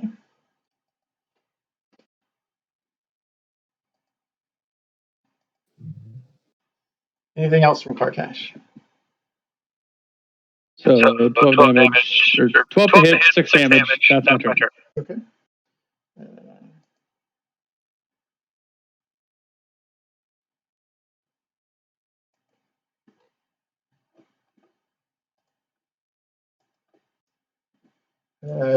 A crit against Connor. Ooh. 10 damage. For 8 piercing. Right.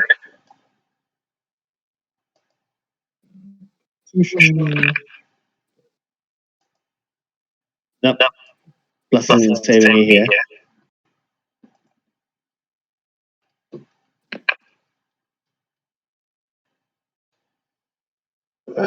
Okay. A crit against Karnath.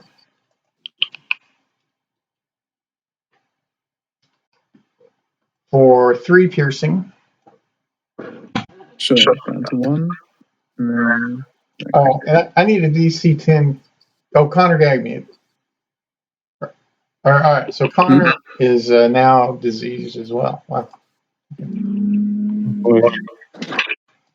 Yep.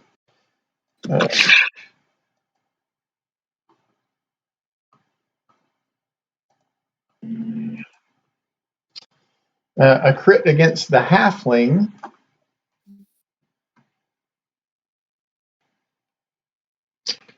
For 6 piercing against an actual Tilden. Yep.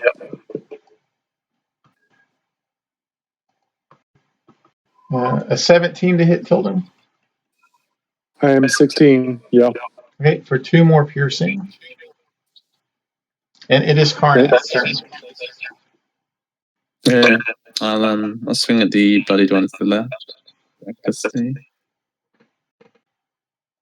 That's it. That's what we like to see. Yes. Goodbye, Aurora. I've done this action. I will say, if you guys block them off from me, I can heal both of you. Okay, it is Tilden's turn. Only healing in combat. Okay. So I've been forgetting to roll concentration checks on my part skin. Oh, okay. I've been hit now, amazingly, with an 18 AC, what now, 4 times? I think that's right. Yeah. Okay. They would all be DC 10s. 1, 2, 3, 4. Oh, okay. So it failed. It's down. Okay. So we lose. So at this point, I'm just going to wild shape into a brown bear. Do you have a brown bear icon, please? The same one I had last week? There's a bear you see us now? Oh boy.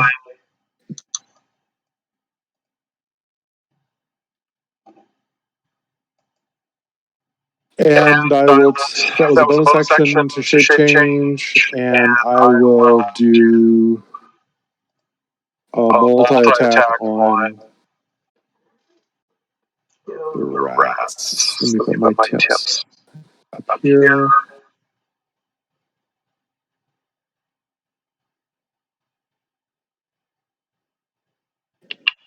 So I'll attack This damaged one first.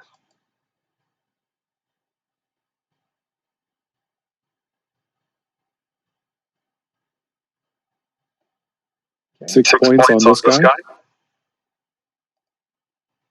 And then I will start on this one.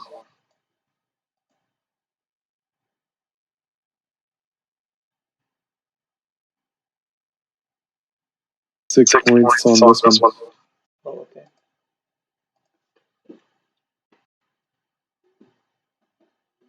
Wait, did that not happen? I'm sorry. I thought it clicked. No, I just see the first of that. There we go. 22. Okay. 12 points on this one.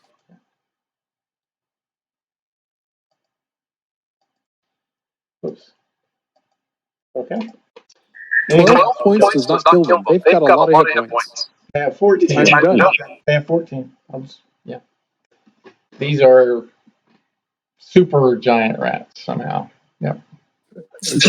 They are diseased and have more hit points. Yeah. Anything else from Tilden? I'm done.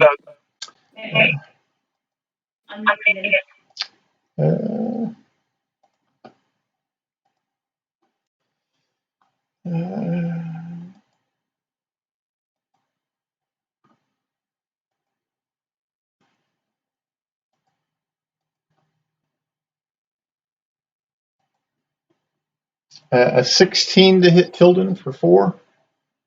Got it. And a 17 for 2 against Tilden. Jacaranda's turn. Okay. Let me see. Am I muted? No, I'm not muted. All right. Yeah, I'll shoot the one down the hallway right there. Nothing crazy. The one that's in the red, or the one that's just been injured? Green. Okay. 20 hits. All right. Okay. Okay. Oops.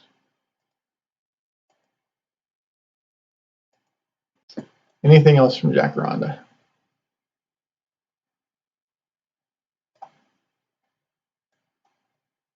Is that it for Jacaranda? It is it for Jacaranda. Okay. Connor's turn. The one in the northeast. Nope, that's not gonna hit. That's my turn. No, a 12 is exactly what you need to hit them. Oh, okay. Well, it's 5 bludgeoning then. And that'll be my turn. Can't really do much after.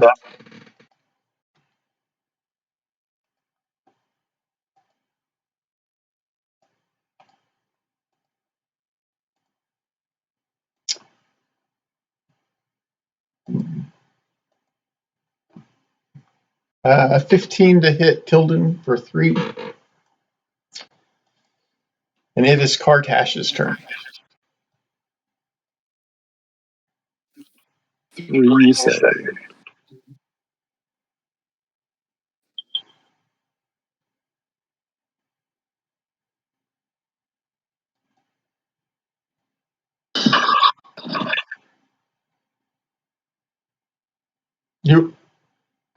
You were hitting the one on the end there, right? Is that right? Okay. Who are you talking to? To Kartash. Yeah. Okay. Anything else from Kartash? That's a bonus action to use spiritual weapon.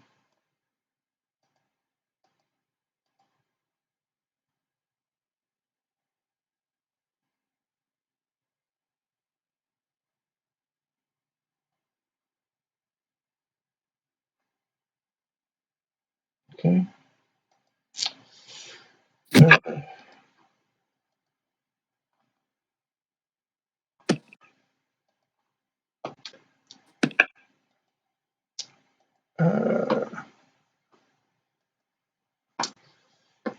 16 to hit Tilden for 4. Okay. And it is Karnath's turn. Okay. Swing at the bloodied one recklessly.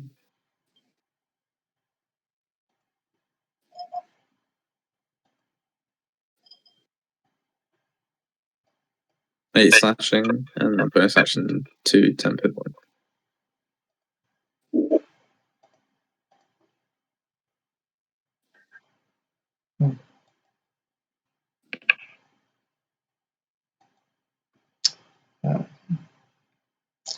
It is Tilden's turn.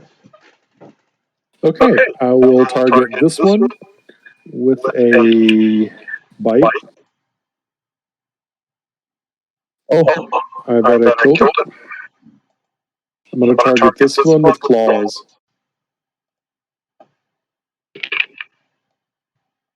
oh. Do it to him. Very nice. I have a feeling Kelgar might be having a really unlucky moment right now. Anything else from Tilden? I'm going to move. I'm going to shift here so that I can get to. Well, it doesn't matter. I guess it doesn't matter. I'm done. Okay.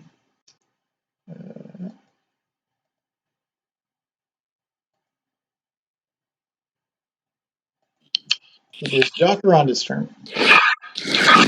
Alright, okay, no rats this way. I'll head out this way, see what I can see.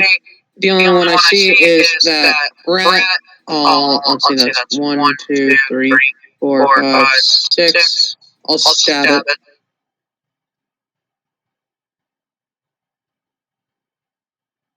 I don't stab it. Okay. Ooh. Connor's. And that's kind of what I can do. Right, Connor's turn. One more for me. And that'll be my turn.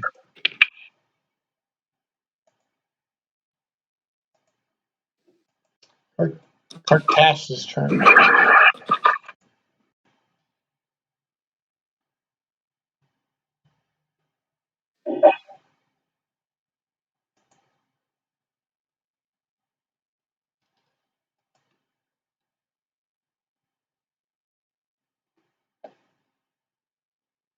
Oops. You with us, Karkash? Yeah, I'm here. Oh, I'm sorry. I didn't realize you came back around my turn. My bad. I will firebolt the one next to Connor.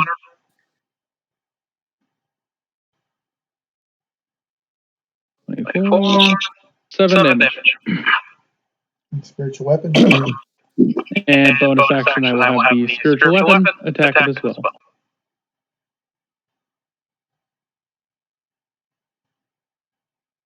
Okay.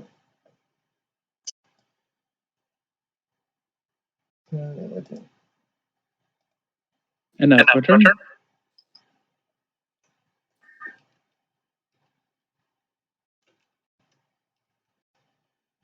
All right, so we crit Connor for 6 points of piercing damage. Ooh. Take away 2 from the temporary. I am on 1 hit point. Wow. And we missed Tilden. Karnath's turn. Sure. I'll swing recklessly again. The one within range. Good thing.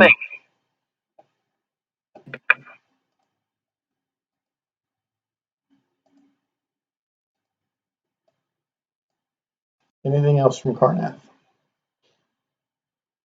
Move up.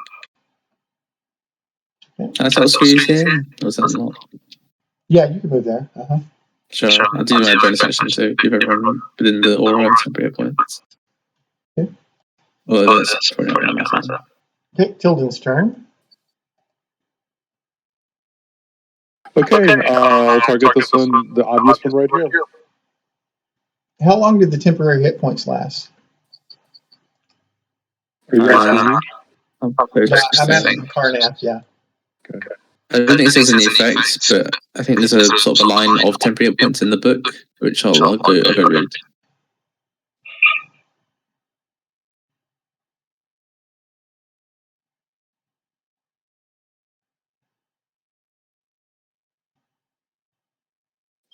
So this one takes 9. Okay.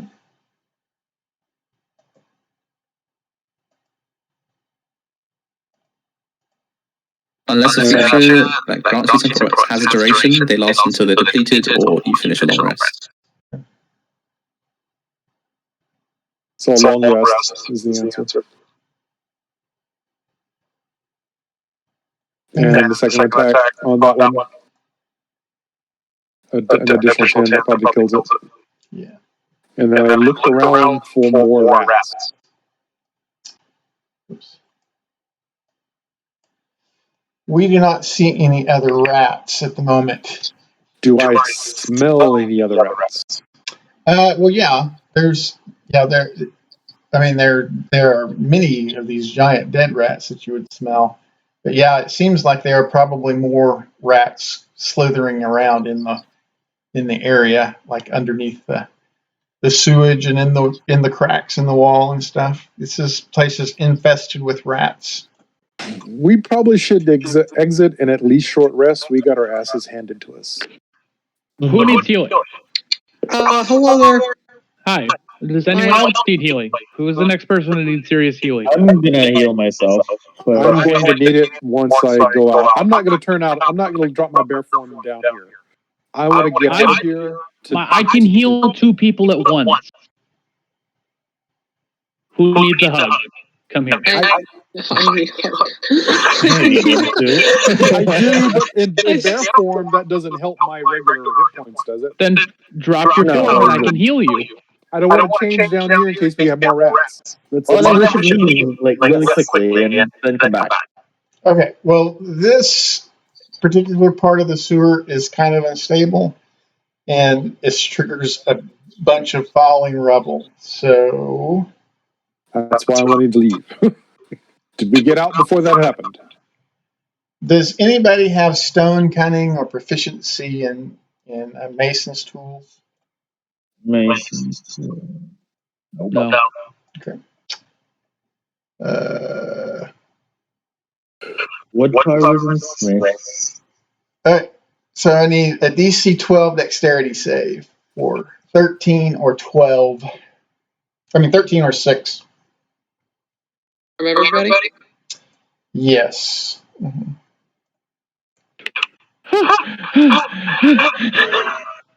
Either way, I'm unconscious. Okay, so it looks like Jacaranda goes unconscious. 13. This is why I did not want to change. I would have been unconscious had I not been a bear. 13. Nice to be raging by any chance. Man, too angry to take rocks. Yeah, I don't suppose that happened within 6 seconds of combat dropping. Yeah, it does actually. It happens. Who went unconscious? It happens after one action after combat is finished. So you would have had one round of healing, and then that would have happened. Okay, so Jacaranda. The bear picks up Jacaranda and leaves. No. Do you not want to put like a potion of healing down his throat? If not, he's taking death saves. So you. Okay, do you know that there's not going to be more collapses down here? Well, there's so we are blocked in right there, and so I guess I don't do that. But no one is surprised this turn.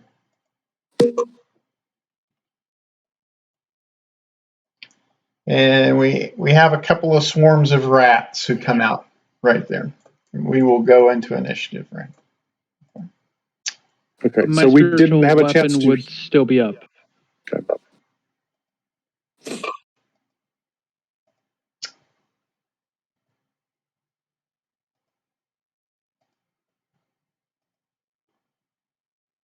How many rounds was the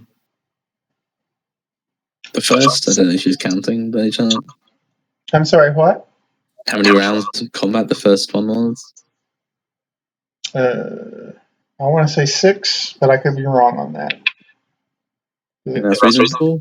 I'd have because the damage on the rocks, I guess, would keep my rage like going. I think that's reasonable. Yeah. So I'd have 4 rounds left. Good. I'm good with that. Cool.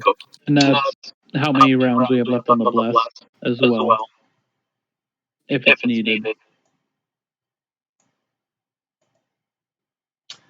I'm not showing Jacaranda in initiative there. Are you with us, Jacaranda? Yeah, I am. I'm just kind of unconscious, so, you know, whatever happens, happens. Unconscious is a temporary condition, really. Oh, that's fair, I guess. We still have one healer. Alright. Conscious. Where's... Okay.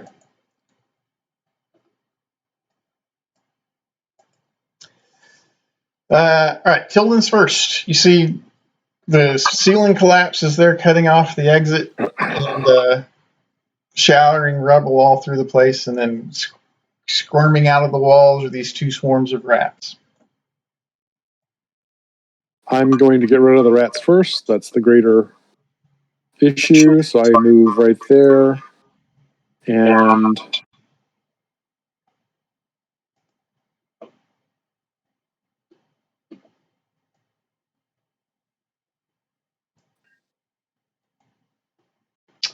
probably the second one misses, but the first one does 10 points.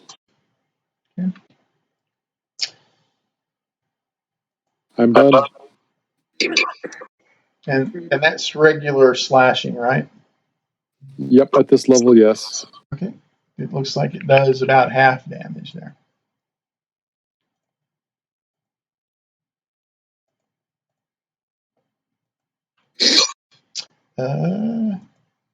Connor, you see these 2 swarms of rats coming. Death save. Oh no. Oh no. Oh, Oh, that's two failures. okay. Yep. I just got to get over to you.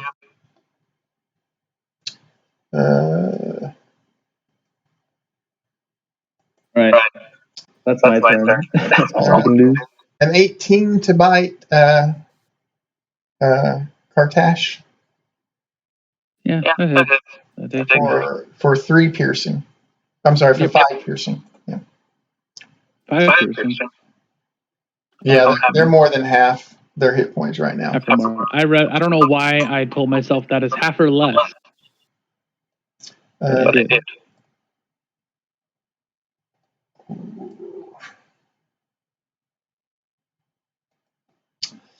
Concentration saving. Oh yeah, are you concentrating on anything? The blast. Oh, blast. It'll be a DC 10. Okay. And then a 14 to hit Tilden as a bear. Yep. For a total of 4 piercing. Okay. Karnath's turn. Okay, the rats are occupying the same space. Do they? I guess they provoke as usual, right? Rats do, yeah. They have a threat of 0, but so they can't take an attack of opportunity as you move away from them. Yeah, that's the way. Oh, they didn't provoke then. Say it again. So they don't provoke. Provoke from Attacks of opportunity. They provoke, but they can't take attacks of opportunity. They have to occupy a creature's square in order to attack them. They have a reach of 0. Sure. I'll move. So where am I on the initiative? Okay, yeah, I'm just going to feed Connor a health potion. So at least he'll be conscious. Okay. Thank you.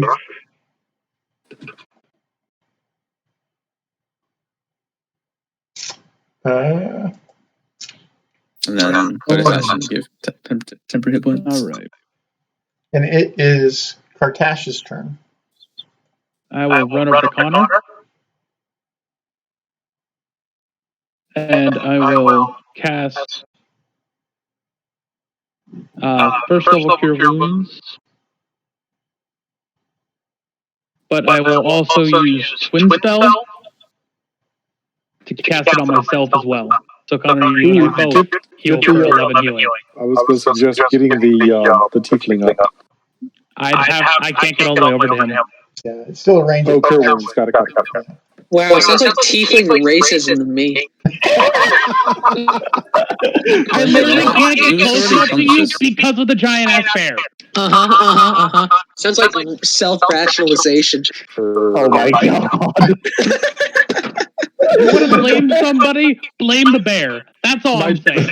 My turn. The bear. It is still this turn. My turn. Oh my Okay. god. So the one But that to I'm be drop form, my plan was to do that for the both of you. Okay, I hit the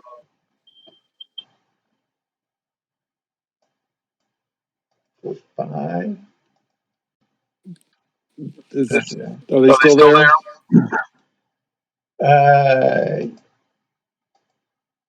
Yes, but they are now less than half their hit points. And for a bonus action, I'm going to burn a first level spell and heal myself. Because I'm actually about to become not a bear again. Oh, okay. It is Connor's turn. I'm going to take the attack of opportunity from. Wait. No. From the Swarm Rats and cast Cure Wounds on Zacharanda. Okay, Zacharanda, you are awake now. Oh my god, what happened? Oh my god. Where is a bear eating me? No, that's just Tilden. They're more rats. Great. So great. 5 misses Cortash, I believe. It is Jacaranda's turn. Alright. Yeah. I'm just gonna run. Do I need to, you know? No, Yeah, no, I'm gonna run on the bear. I'm gonna run on the bear. Just gonna let the bear do it once. We can't escape. Oh, we can't? Yeah. There's something called rocks fall in the way. Yeah. Right. Yeah. That's a shame. Alright, so then I guess, do I have a shot on that swarm of rats? Yeah, and there's a bloodied one on the bear there that you can't see. It's crawling all over me. How can she not see it? Well, I meant the tokens, not. Oh, okay. Right. I'm gonna move my bear up here. Yeah, if there's one on him and I am also on him, I would like to stab it to get it off of him. Well, you're 10 feet away from him at the moment. Well, lucky for me, that's the same roll for my light crossbow. Okay. Either way. All right. So that's 15 total. Which would be. They are still barely cohesive, but they are still technically a swarm. Looks like your crossbow does about half damage against them. Yeah. Piercing's gonna be healthy. Anything else from Nope. Okay. All right.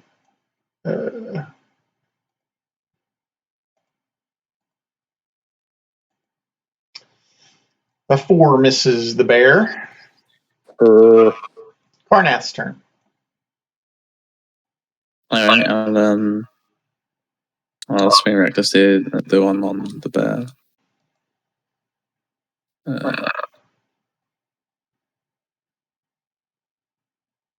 14. Yeah.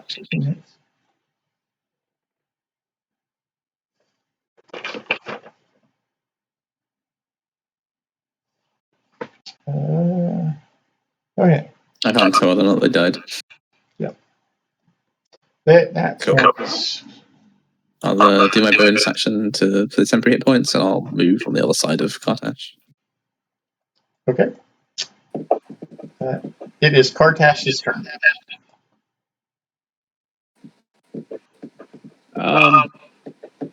I will just. Do I need to move to attack the rats, or can I just stay where they? Can I just stand here? You can stand there. Yeah. Okay. You can move if you want to, but if you don't have to. Shocking grasp.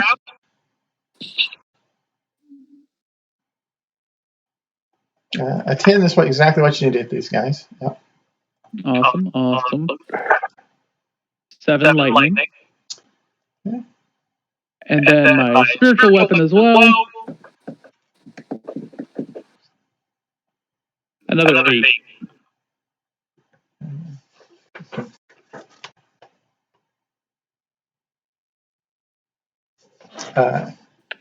And that 8 is force, right? Yeah. Yep. Okay.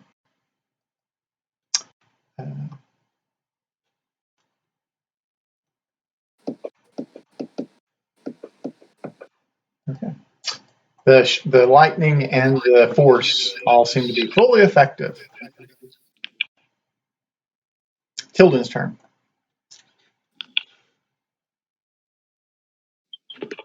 Get him, bear.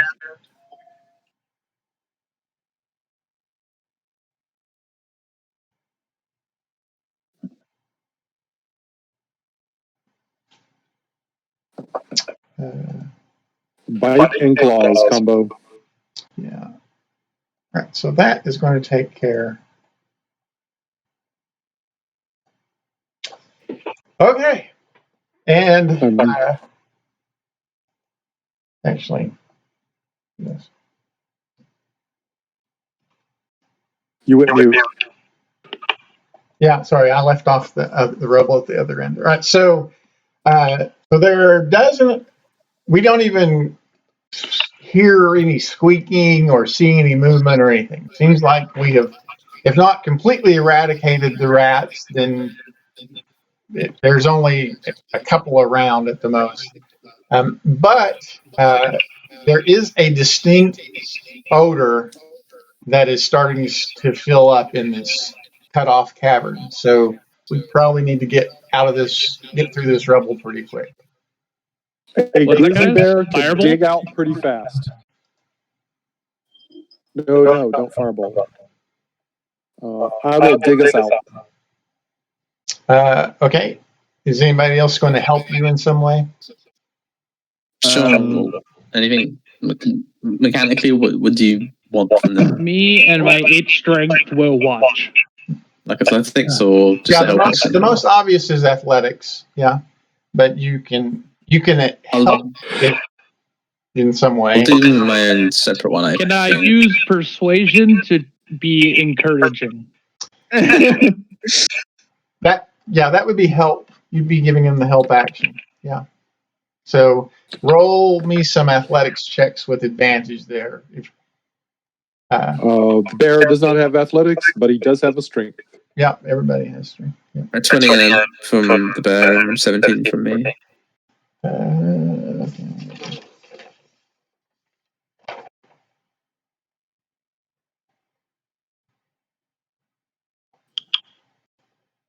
My phone is about to die, so if it goes silent, I will just type in the commands. It's going to be 14.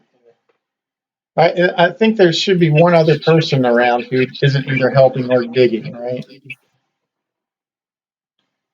Who's the fifth person? I think it might be everyone. I don't think I rolled anything. I didn't. You should know. Well, if you were helping, then you didn't roll. Yeah. Yeah. No, I didn't roll. I didn't help. So not in a good spot. Well, we don't have to stay. I mean, you can dig. Like, don't worry about the look of the map, right? You can have 3 people up there digging together. Okay, that's good to know. So let's have an athletics check from Jacaranda as well. All right. There you go. I did my best. No, that's okay. All right. You flipped the pebble. Good job. I don't know if you've ever actually seen a grizzly bear digging, but the game does not reflect their effectiveness. Yeah, so we think that we are, I don't know, maybe about halfway through the rubble at that point. So let's do that again, another round of it. Sure.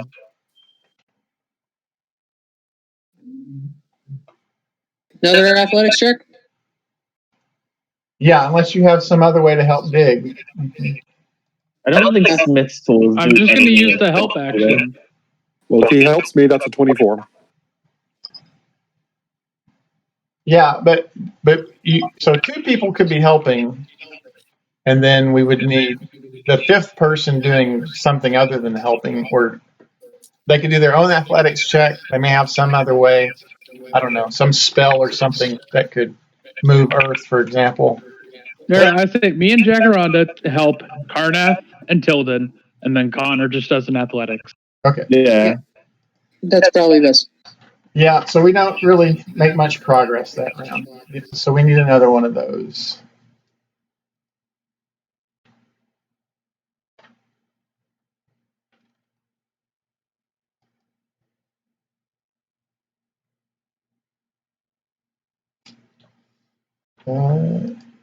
Okay, we do think that we are almost through.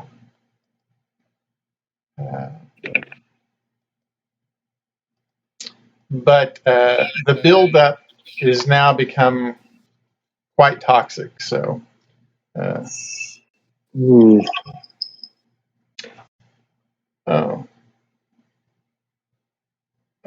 shouldn't say sewer rats. That should say sewer gas. I'm sorry. At the end of,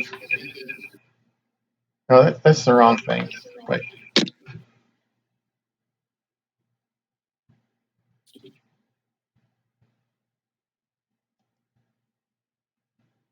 There we go. So I need a DC 12 Constitution saving throw, or take 3 points of damage. If you succeed, you take 1 point of poison damage.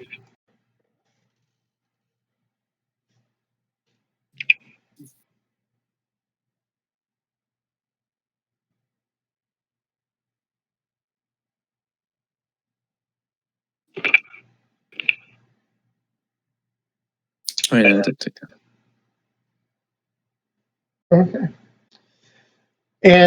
But we do break through at the end of that third attempt there. Time to leave.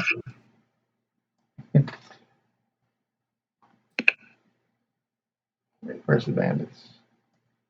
Oh, at least we got that sorted. Hopefully there'll be one less disease to worry about. Did we do anything? We just killed a bunch of rats. I mean, the rats are the That was ones the primarily objective. carrying the disease. Kill the transmitters. No, oh no.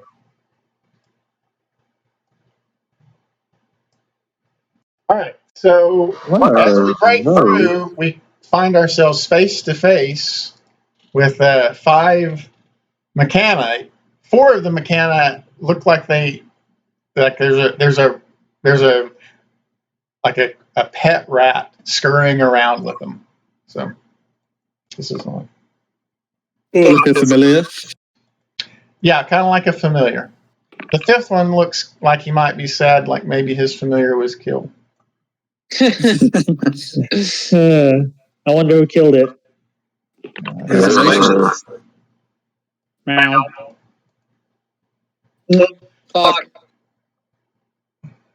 I'm going to assume Jacaranda is still not in the best health state. I have 11 hit points. Right. Well, I know what I'm going to do on my turn. Do we run or do we try and kill them? Kill them. I think we should kill them. I mean, they're literally standing between our only form of escape. Well, and this looks like obviously the machana who managed to create these super giant diseased rats. Yeah. Oh, we didn't know that, but thank you for the information. Yeah. So kill them. Yeah. We get rid of at least one disease. Hopefully. That'll be less water to purify, or less water needed to purify.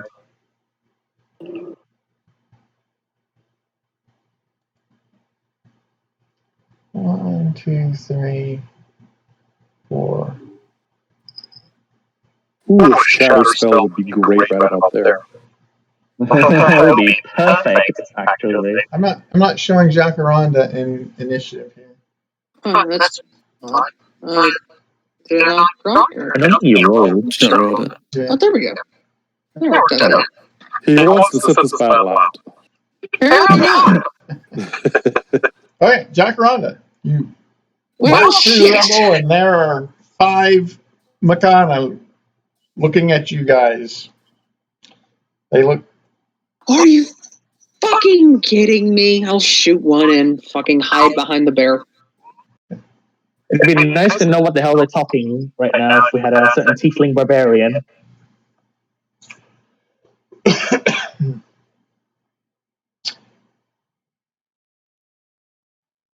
And this is the one that's closest to the bear. Oh! Oh, there we go. What? You don't sneak attack. Yeah, you don't have sneak attack. You don't have an ally within 5 feet. Yeah. I rolled 12 from 2d6 sneak attack, and I don't have sneak attack. Wonderful. Unfortunately. Alright, yeah, now I'm gonna hide behind the bear. Okay. Is that okay? Yeah. Make a stealth. No? Yeah, no, you can. Yeah. Stealth check. Right, sure. Mm, Apparently not. No, that doesn't mean Oh. passive perception. I'll also drop myself against the wall if possible, just to let other people get by me easily. Yeah, that's actually 10 feet wide. That's what I was saying earlier. I aligned the map wrong. Right. It is Carnath's turn. Okay, so 5, 10, 20. I guess I couldn't go through because the bear's in the way. Yeah, the bear is filling up the space there. Yeah. Sorry, it's the hole. I dug the hole, so. Well, if I can go from the top, that's fine, right? Like a bit. Well, there's rubble blocking the top. The bear is going to fill that whole 10-foot wide space. Yeah. It's going to be difficult terrain to move through his 10 feet. That'd be 20 feet of your movement right there. I might have. I can't remember when barbarians get extra movement. I don't. Level 4? It's a 5th level. Okay, well, I'll dash as an action and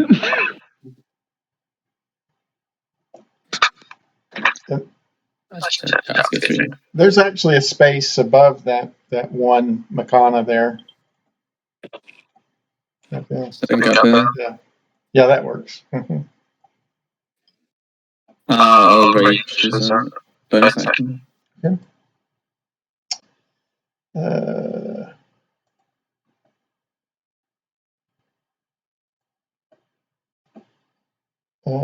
And a 9 misses you, right? Yeah. Okay.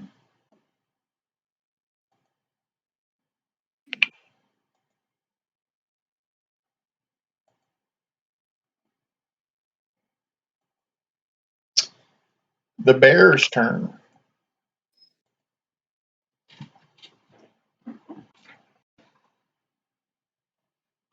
What is Tilden going to do?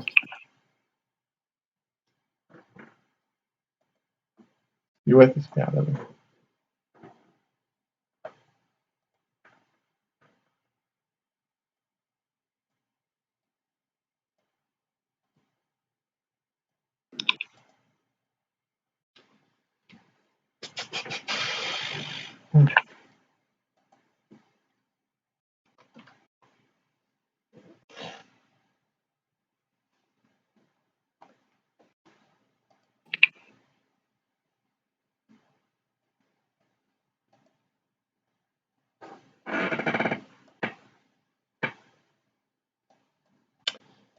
He actually goes down after the first hit there. Well, that would be squeezing, so you'd be attacking with disadvantage there because of a Carnath there. I don't see a Karnath, only bear.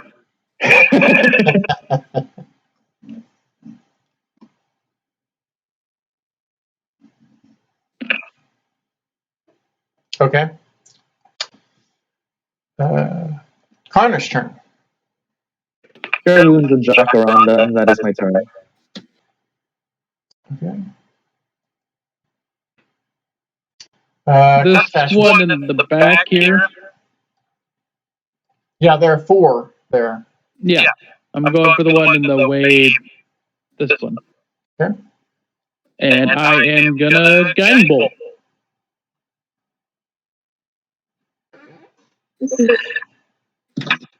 Yeah. 7 misses. And that's my turn. Okay.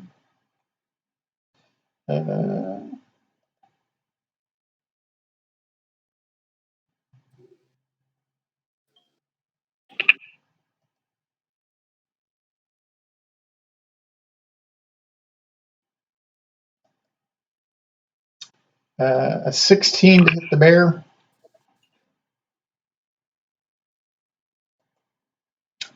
For 9 piercing.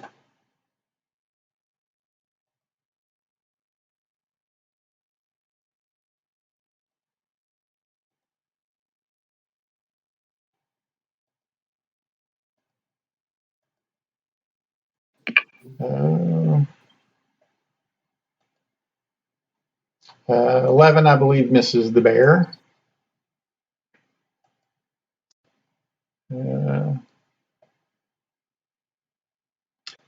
This one is actually going to try to hit Karnath. 17 to hit Karnath. Yeah, I'll do it for 7. Times 3, so I take 1. Then I need a Constitution saving throw against poison. Yay. Right, and you actually completely shrug it off.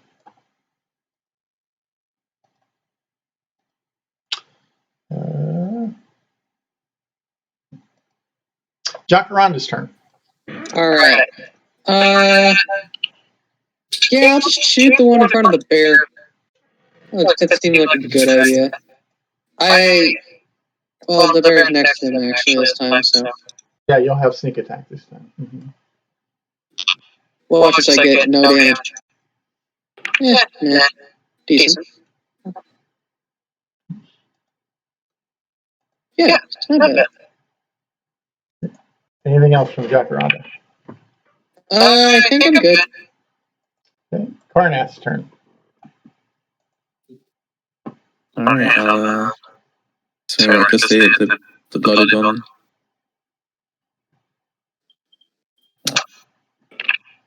Does it not hit? No, that does not hit.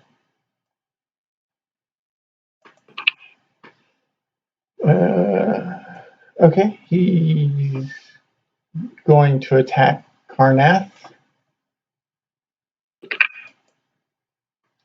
A 20 for 5. Okay. So half would be 2. Yeah, and those are my 2 temporary hit points. And then I need a Constitution saving throw. I'm not taking any damage from that. Oh, that's true. Yeah.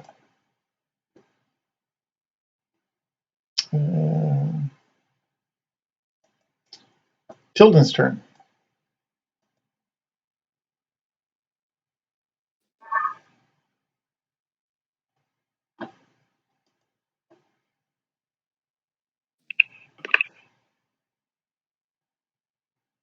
Uh, 11 misses.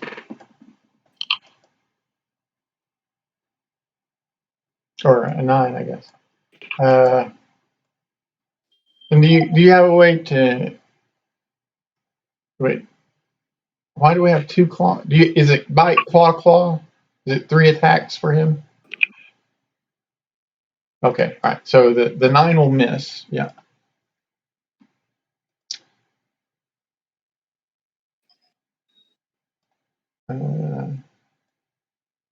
Okay, and it is Connor's turn. Sacred Flame on the one with the red token.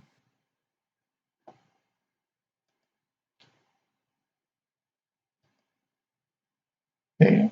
He failed. 1 radiant damage. Okay. That'll be my turn.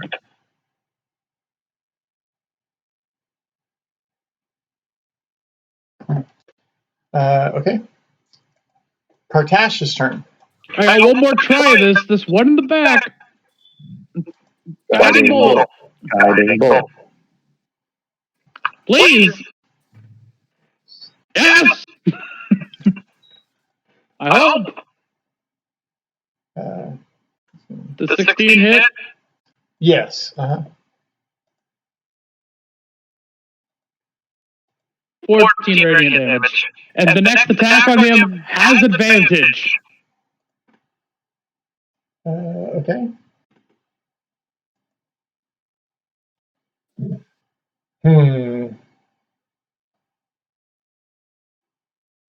Okay, he's going to shoot back at Kartash. I don't appreciate this. 11 misses. Yeah. No, that hits me. Oh, okay. For 8 piercing. Yeah, cool. I guess he'll shoot at Kartash as well. I didn't. Or no, he's going to shoot at Jacaranda. Yeah. Of course. Okay. Wait. 17 for 2. Oh, I'll take 2 damage, I guess. Not bad.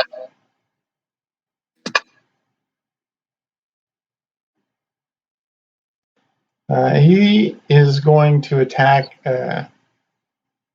He's going to attack the bear. 15 for 3. It's the bear. It's the bear. And it is Jacaranda's turn.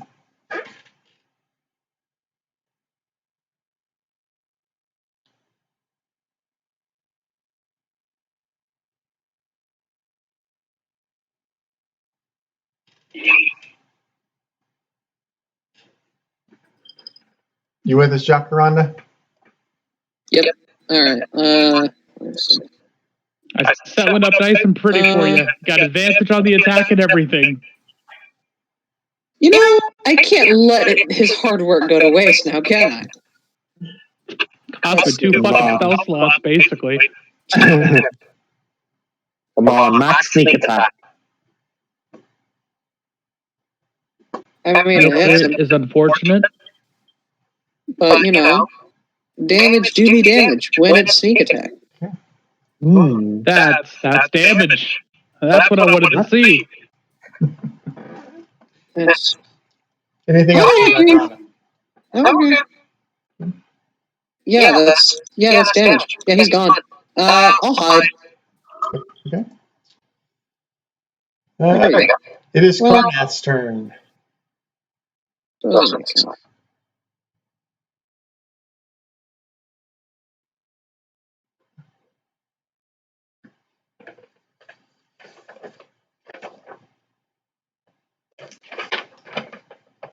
Yeah. Yeah, a 12 exactly hits these guys.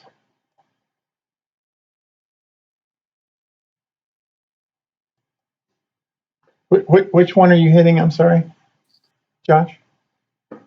Which one is Karnath hitting? Oh, sorry, I was muted. The bloodied one. Okay. Down he goes. Okay.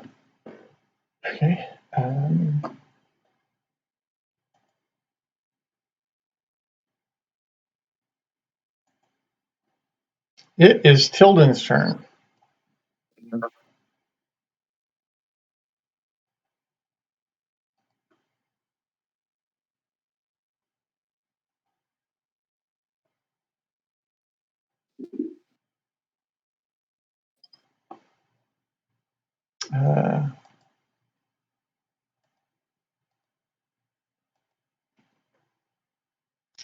Anything else from Tilden?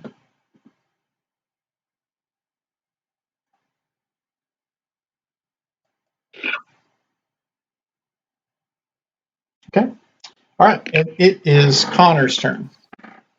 Move up and It's getting cast Sacred Flame on the one in front of Tilden. Okay.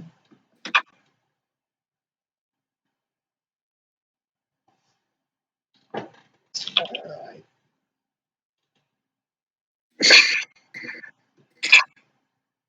And that'll be my turn.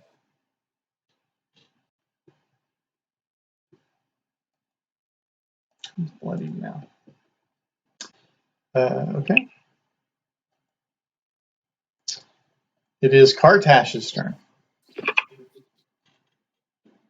All right. I will firebolt this one. The one in the back.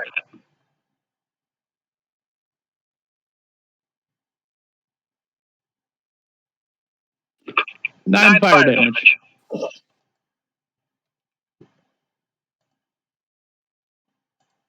Okay.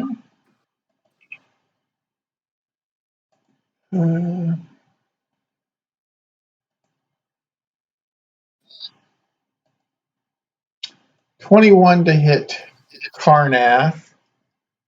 Does that do damage to you? No, it's only 3, which gets reduced to 1, and then my 10 hit point gets rid of it.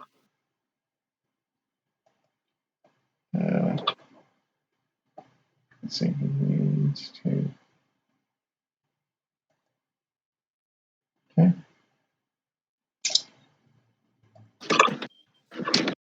He crits the bear for a total of 12.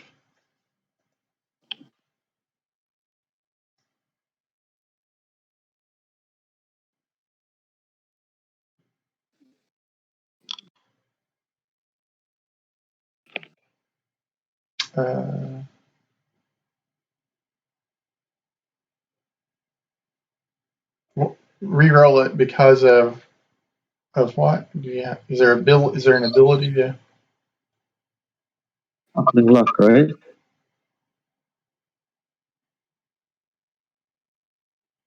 Oh, you're right. Yeah, that's right. You're a halfling. Yeah, you don't roll ones. Yeah, you can reroll your bite. Mm-hmm.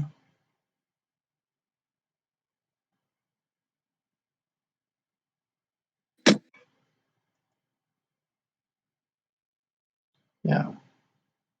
So 17 for 8. So he actually would be dead at that point. So he's actually dead at that point. Okay, I see what you're saying. All right. Yeah, that's true. So you don't take the 12. All right, Jacaranda, you are hidden. All right, in that case, I'll just shoot. Yeah, I'll just shoot I'll come out and shoot the last one. Look at this stupid face. I'm assuming I have advantage because I'm stealthy. That's correct. Mm-hmm. Well, those are both good. And bang. 17.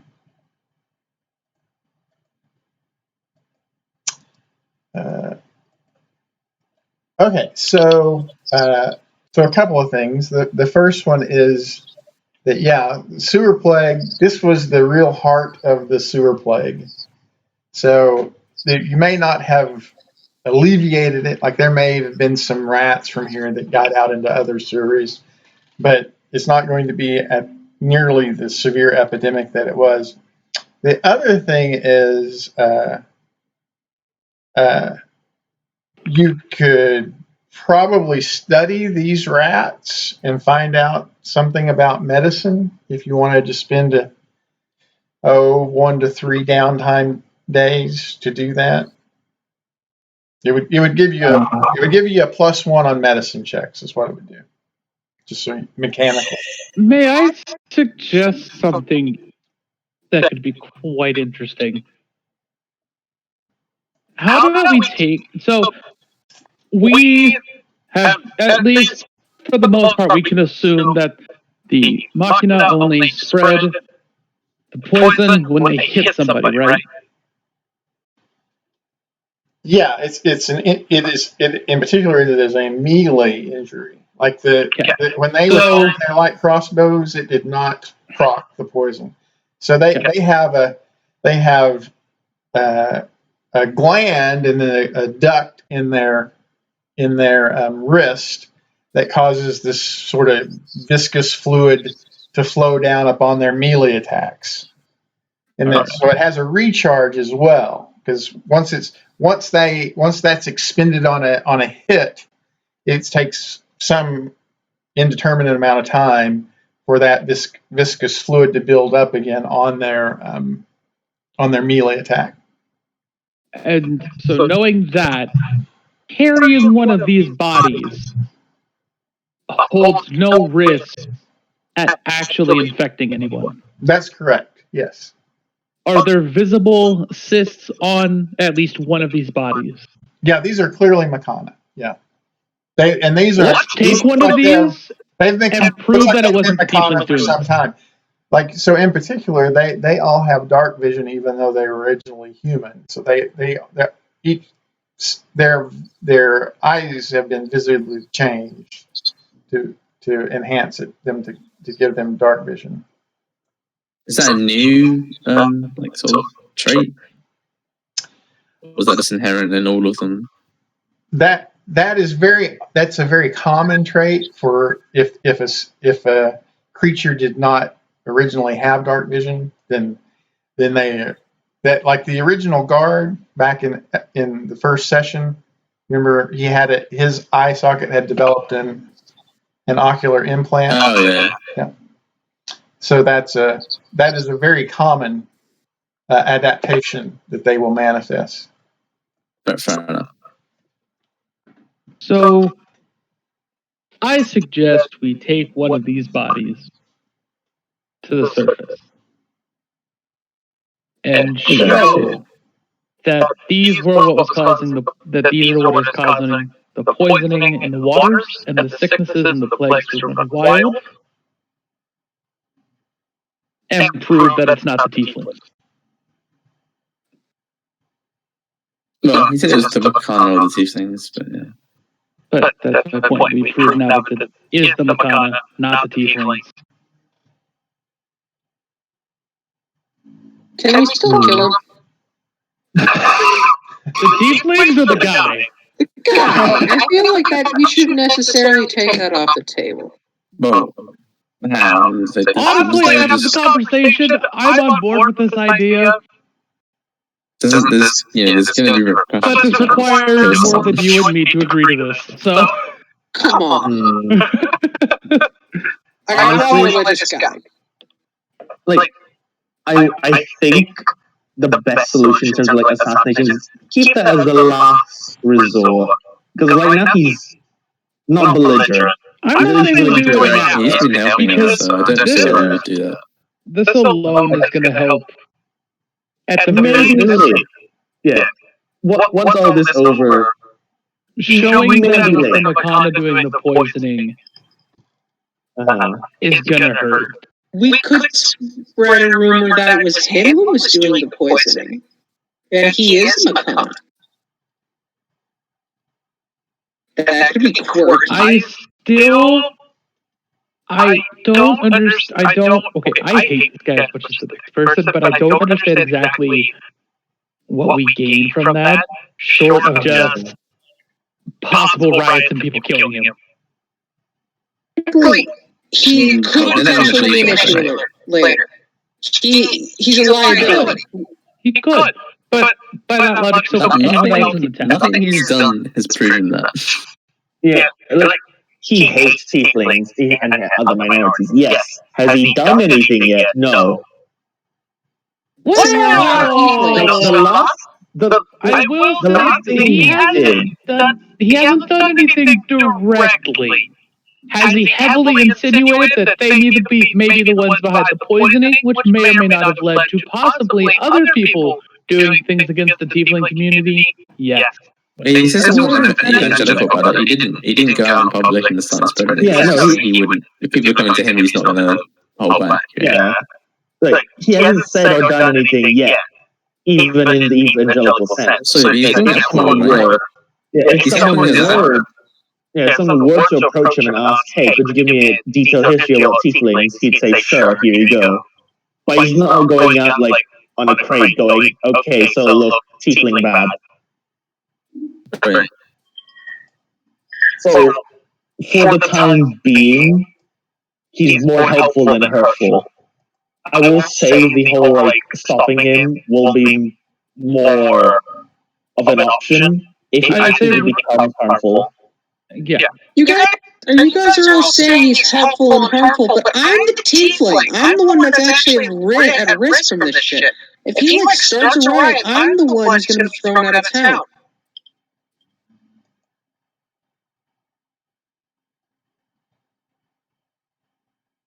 It's easy to say that he's not an issue when you're not the one at risk. Well, I don't think there's going to be a riot, so I don't think that's an issue. Especially not after we take one of these bodies up to the surface and prove that it was the machana doing it. And again, if we get enough influence, they're not gonna just yeet you out of the city without a second thought because some random preacher. Even an established preacher. Even if he does say, "Oh, tiefling bad," there's at least a good amount of the town will question. Okay, then why the hell is this one helping us actively? Yeah, Fultons are one of my favorite bad guys, as Josh probably knows. Yeah. I think they're good. Yeah. They align so well with actual historic bad guys. Right.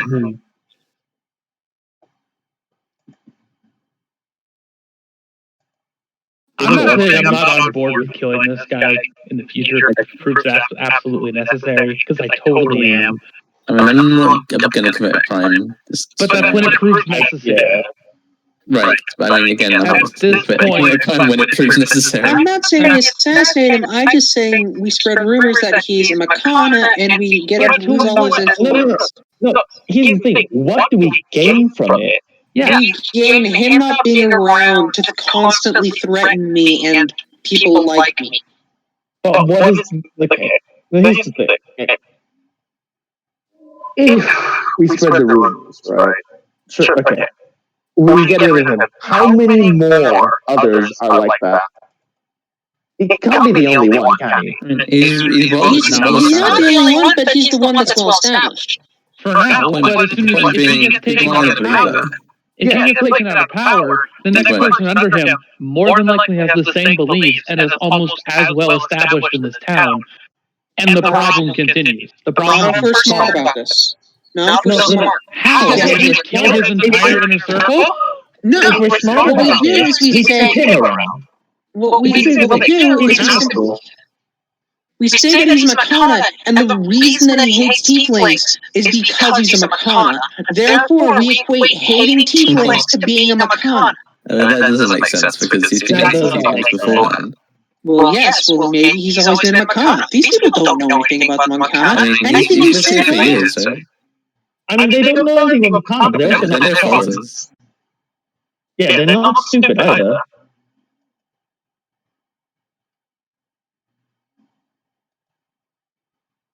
I think for right now we stick with the plan of proving that the tieflings were not the ones behind this. We prove it was the machana in order to try to shift focus to solving this machana problem. Mm-hmm.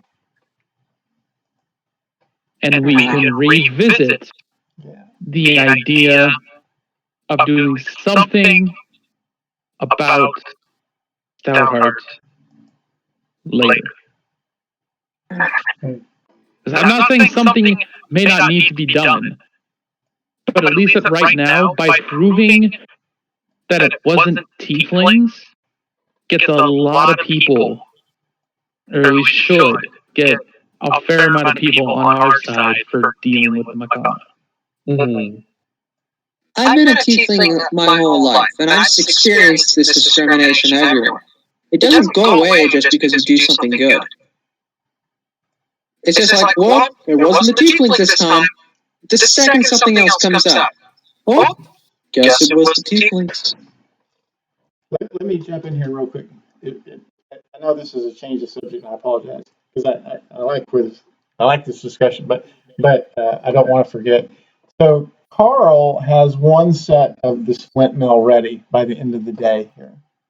I think we have several people who are waiting on it, right? Only one person knows me is waiting in heavy armor. Oh, is that right? Yeah, I think there's only one of us that can even wear heavy armor. Okay, well, you get split mail with the built-in resistance. I don't know what. I believe I picked bludgeoning. Okay, yeah. Then he delivers that as you guys are going over things at the end of the day in your comfortable quarters there. Despair.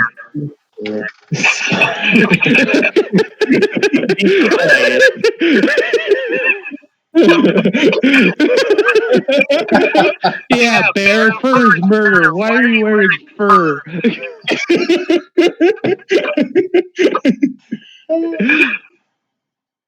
Guys, this bear is a murderer. So is the surface fine now? now that all the threats are gone.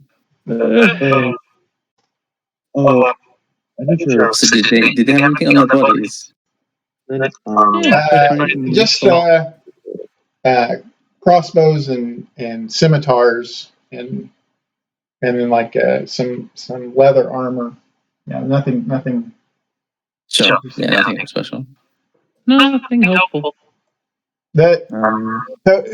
Someone is proficient in medicine, right? Though. Yes. So the question is whether it's worth 3 downtime days to study these. Doesn't have to be immediately. You would just need to carry around these dead rat corpses until you accumulate the 3 downtime. Could be as little as 1 downtime day, but 1 to 3 downtime days to study their disease, then have +1 to medicine ongoing. I think that would be a good idea.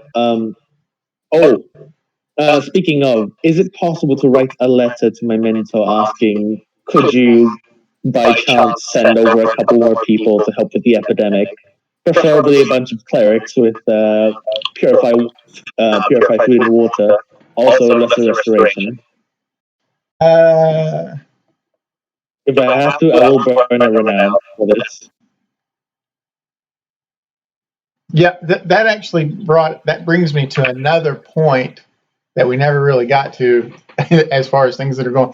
So, Falsanport is now a plague city, and so the sea trade that they rely fairly heavy on,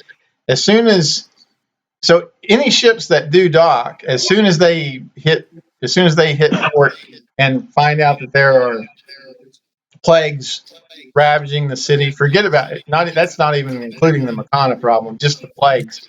They climb back on their boats and refuse to even unload their cargo. So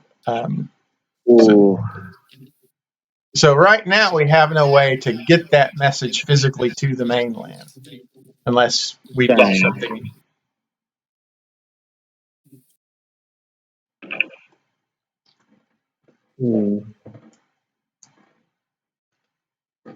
But we have alleviated one of the plagues, the sewer plague. Yeah, shouldn't be a problem going forward. I think we could just persuade them that we have it under control and that it's not the biggest issue as the people are blowing up to be.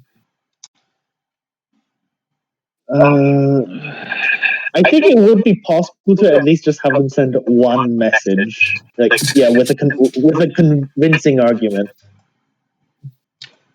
Well, but I guess my point is that's not an instantaneous thing. You would probably have to spend an entire day for the possibility of finding a ship that would be willing to even interact with you.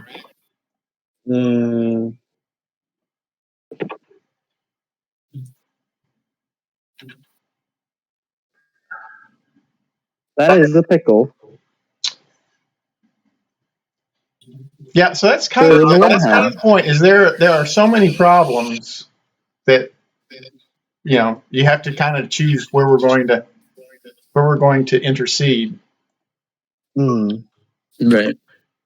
Because on the one hand, most of my downtime is already probably going to be dedicated to purifying as much water as possible. Otherwise, the issues from that is innumerable. Yeah, so the fact that you're spending your downtime purifying water definitely benefits the party members but we never did decide if we were going to try and spread the benefit. Like you could protect one sector, like one sector of a few hundred or a couple of hundred people. So you can say, oh, I'm going to let the kids, I'm going to protect the kids, or I'm going to protect the elderly or the nobles or the craftsmen, but you're not going to be able to protect everybody with that amount of water. Oh, wait, you can cast Purify Water too? Yes, someone else.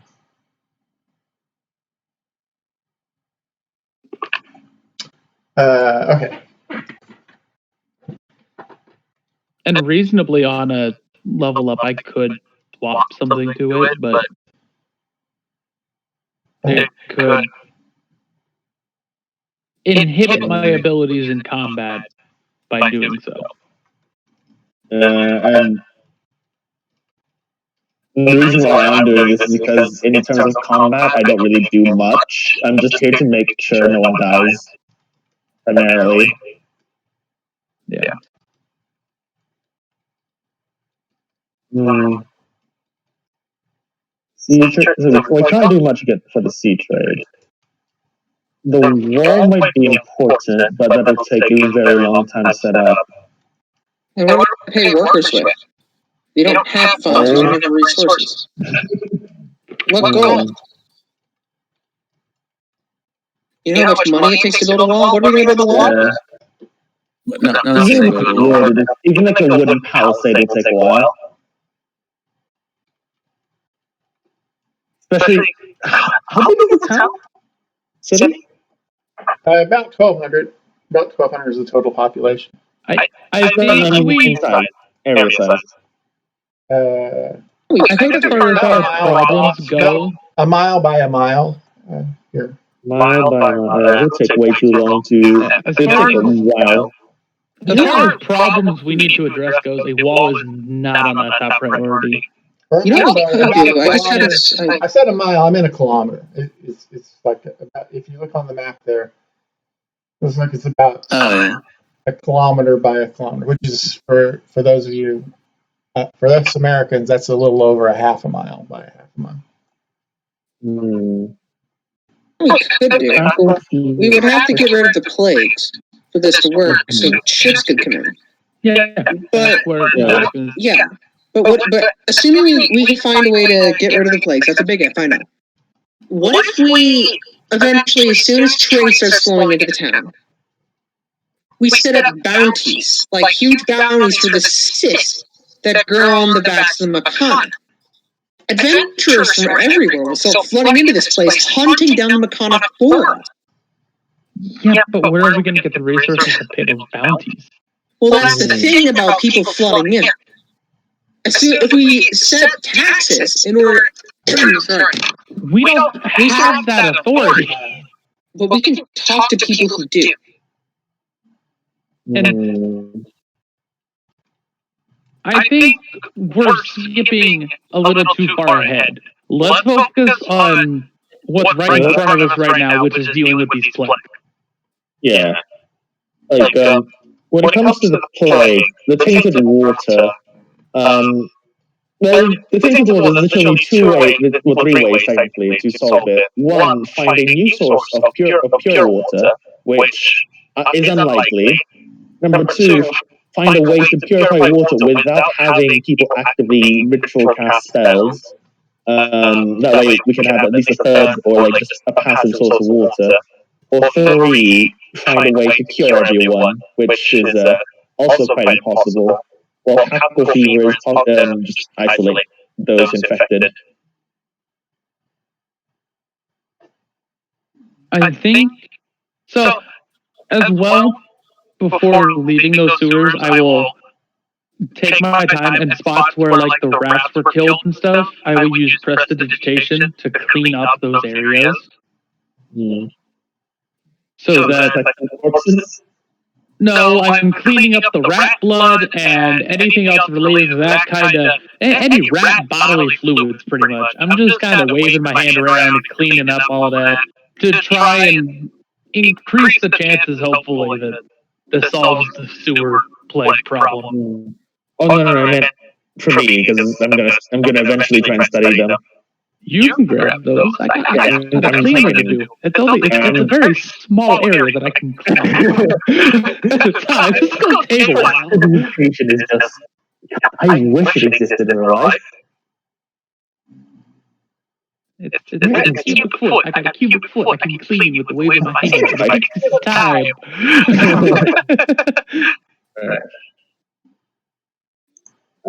In fact, what? Oh.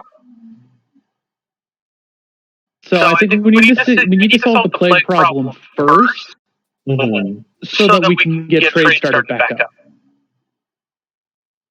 That is the biggest issue, because if trade stops, this town is just going to die out anyways. It's definitely true. We have to get these plagues out so we can get any kind of trade going. Otherwise, no plane we have is going to have the resources to function. Nothing is possible unless we can solve this plague issue. So that's what we need to tackle. So I think next we need to check one of the other water sources regarding just generally to try and see if we need to check all the water sources.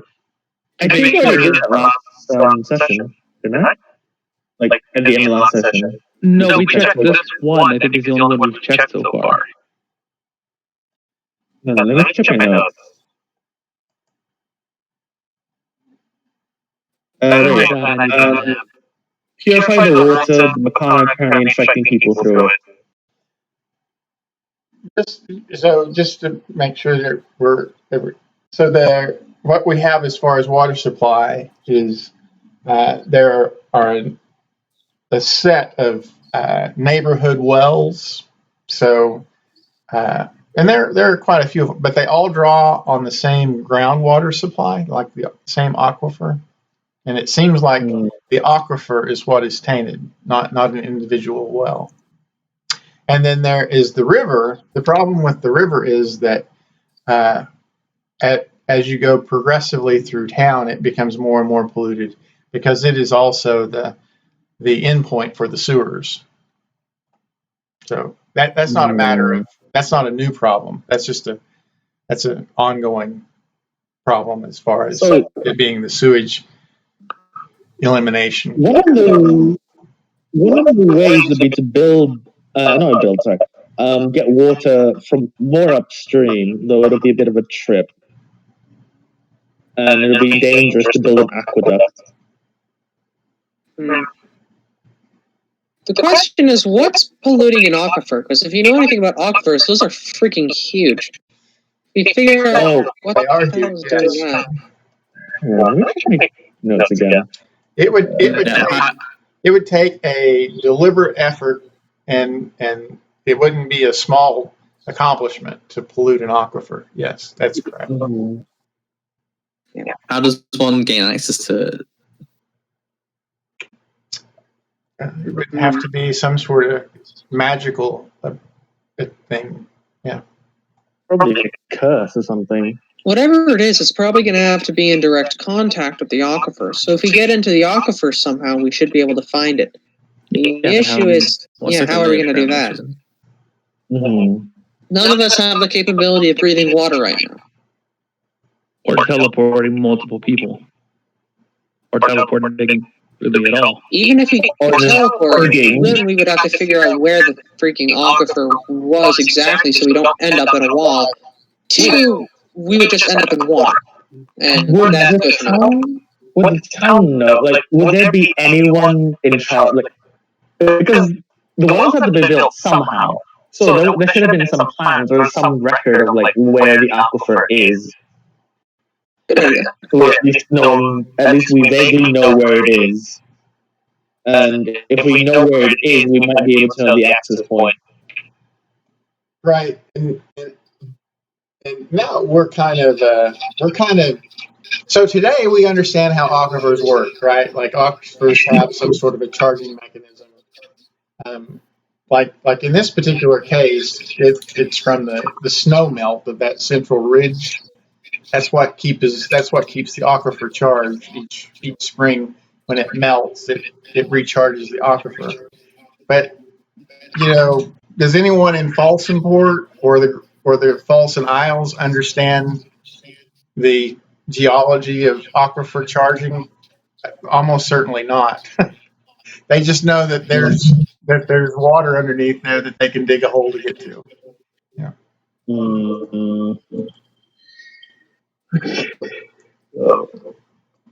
But now the machana have this hive mind. There's a definite possibility they do understand aquifer charging and have figured out how to contaminate that system. Oh, okay. This is a long things shot. in the mountains then.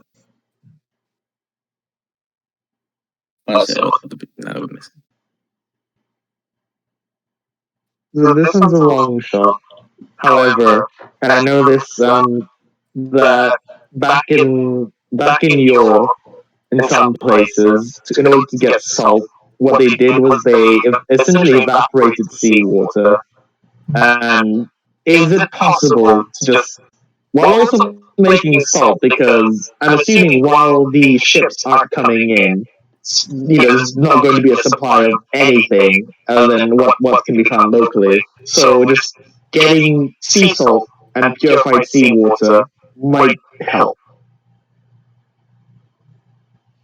Yeah, but building something big enough to actually produce for more than just us. It's not that hard actually.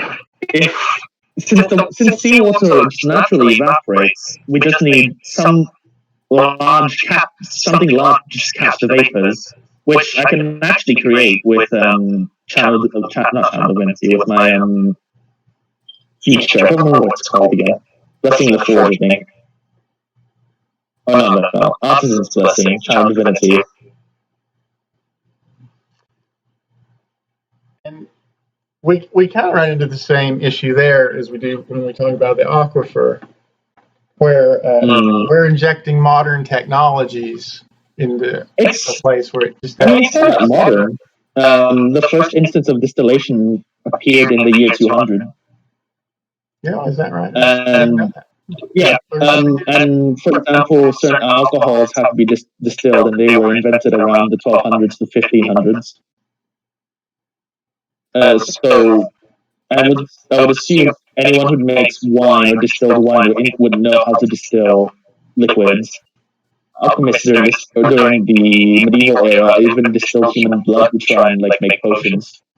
Well, yeah, there is a distilling community here. In particular, the halflings have that's sort of their area of expertise is beer and spirits.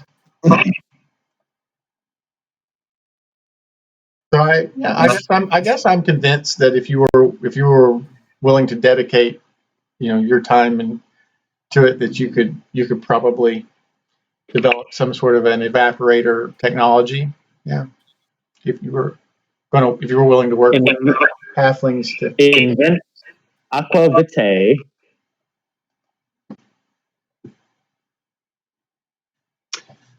But I think we are at a pretty good place to call it a night. We ran long because I was waiting on Helgar, who never showed up.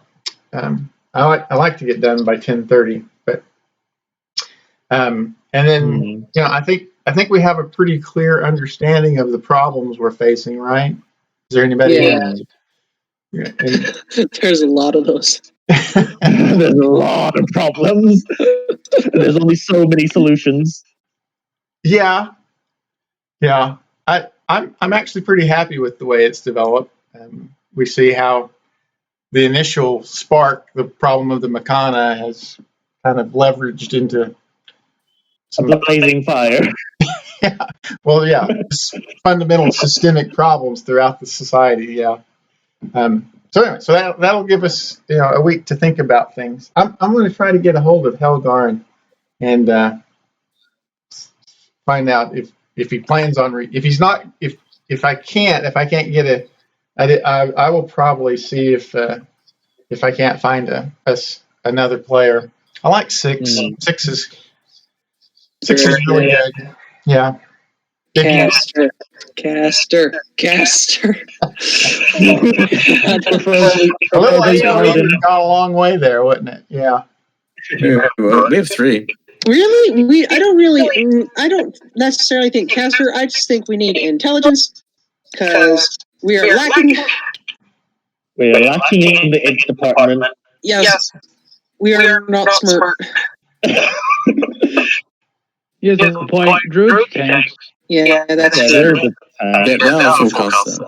And I'm playing mostly utility. But I'm still like, even with full utility, a wizard would like out-utilize me. Yeah, it's a wizard. Control and utility are what they do. Mm-hmm. Yeah, the wizards or a druid, a moon druid's spell slots really are just self-healing slot. It's kind of like you can call a paladin a caster, but really every spell slot is used for smiting, right? Why go paladin when he can't smite? Cry. In the game I play in, I have a paladin, and there's another. We were fighting a dragon.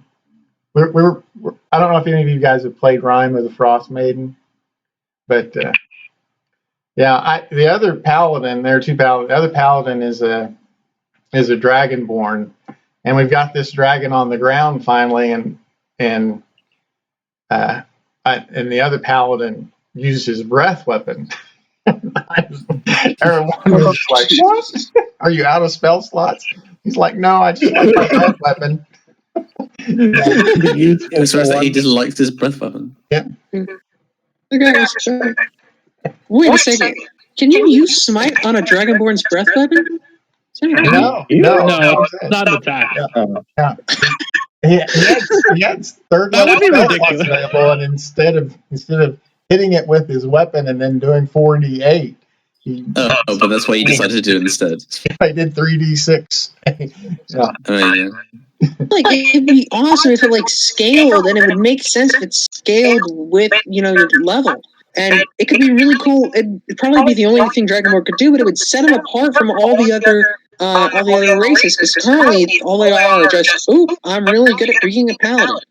Yeah, or at least have some feats, like maybe have a way to attach an effect. So maybe you do a certain amount of damage and blind them or something like that. Right. Yeah.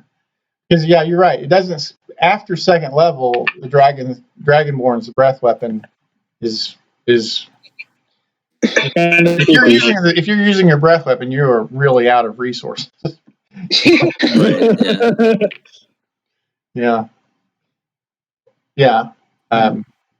It just really doesn't scale. It's cool flavor wise, but actual tactical choices, it's not a good tactical choice. Yeah. Okay, so if we're gonna first issue with the water, you said Dan, you said there was a halfling community, yeah, nearby that are experts in distillation.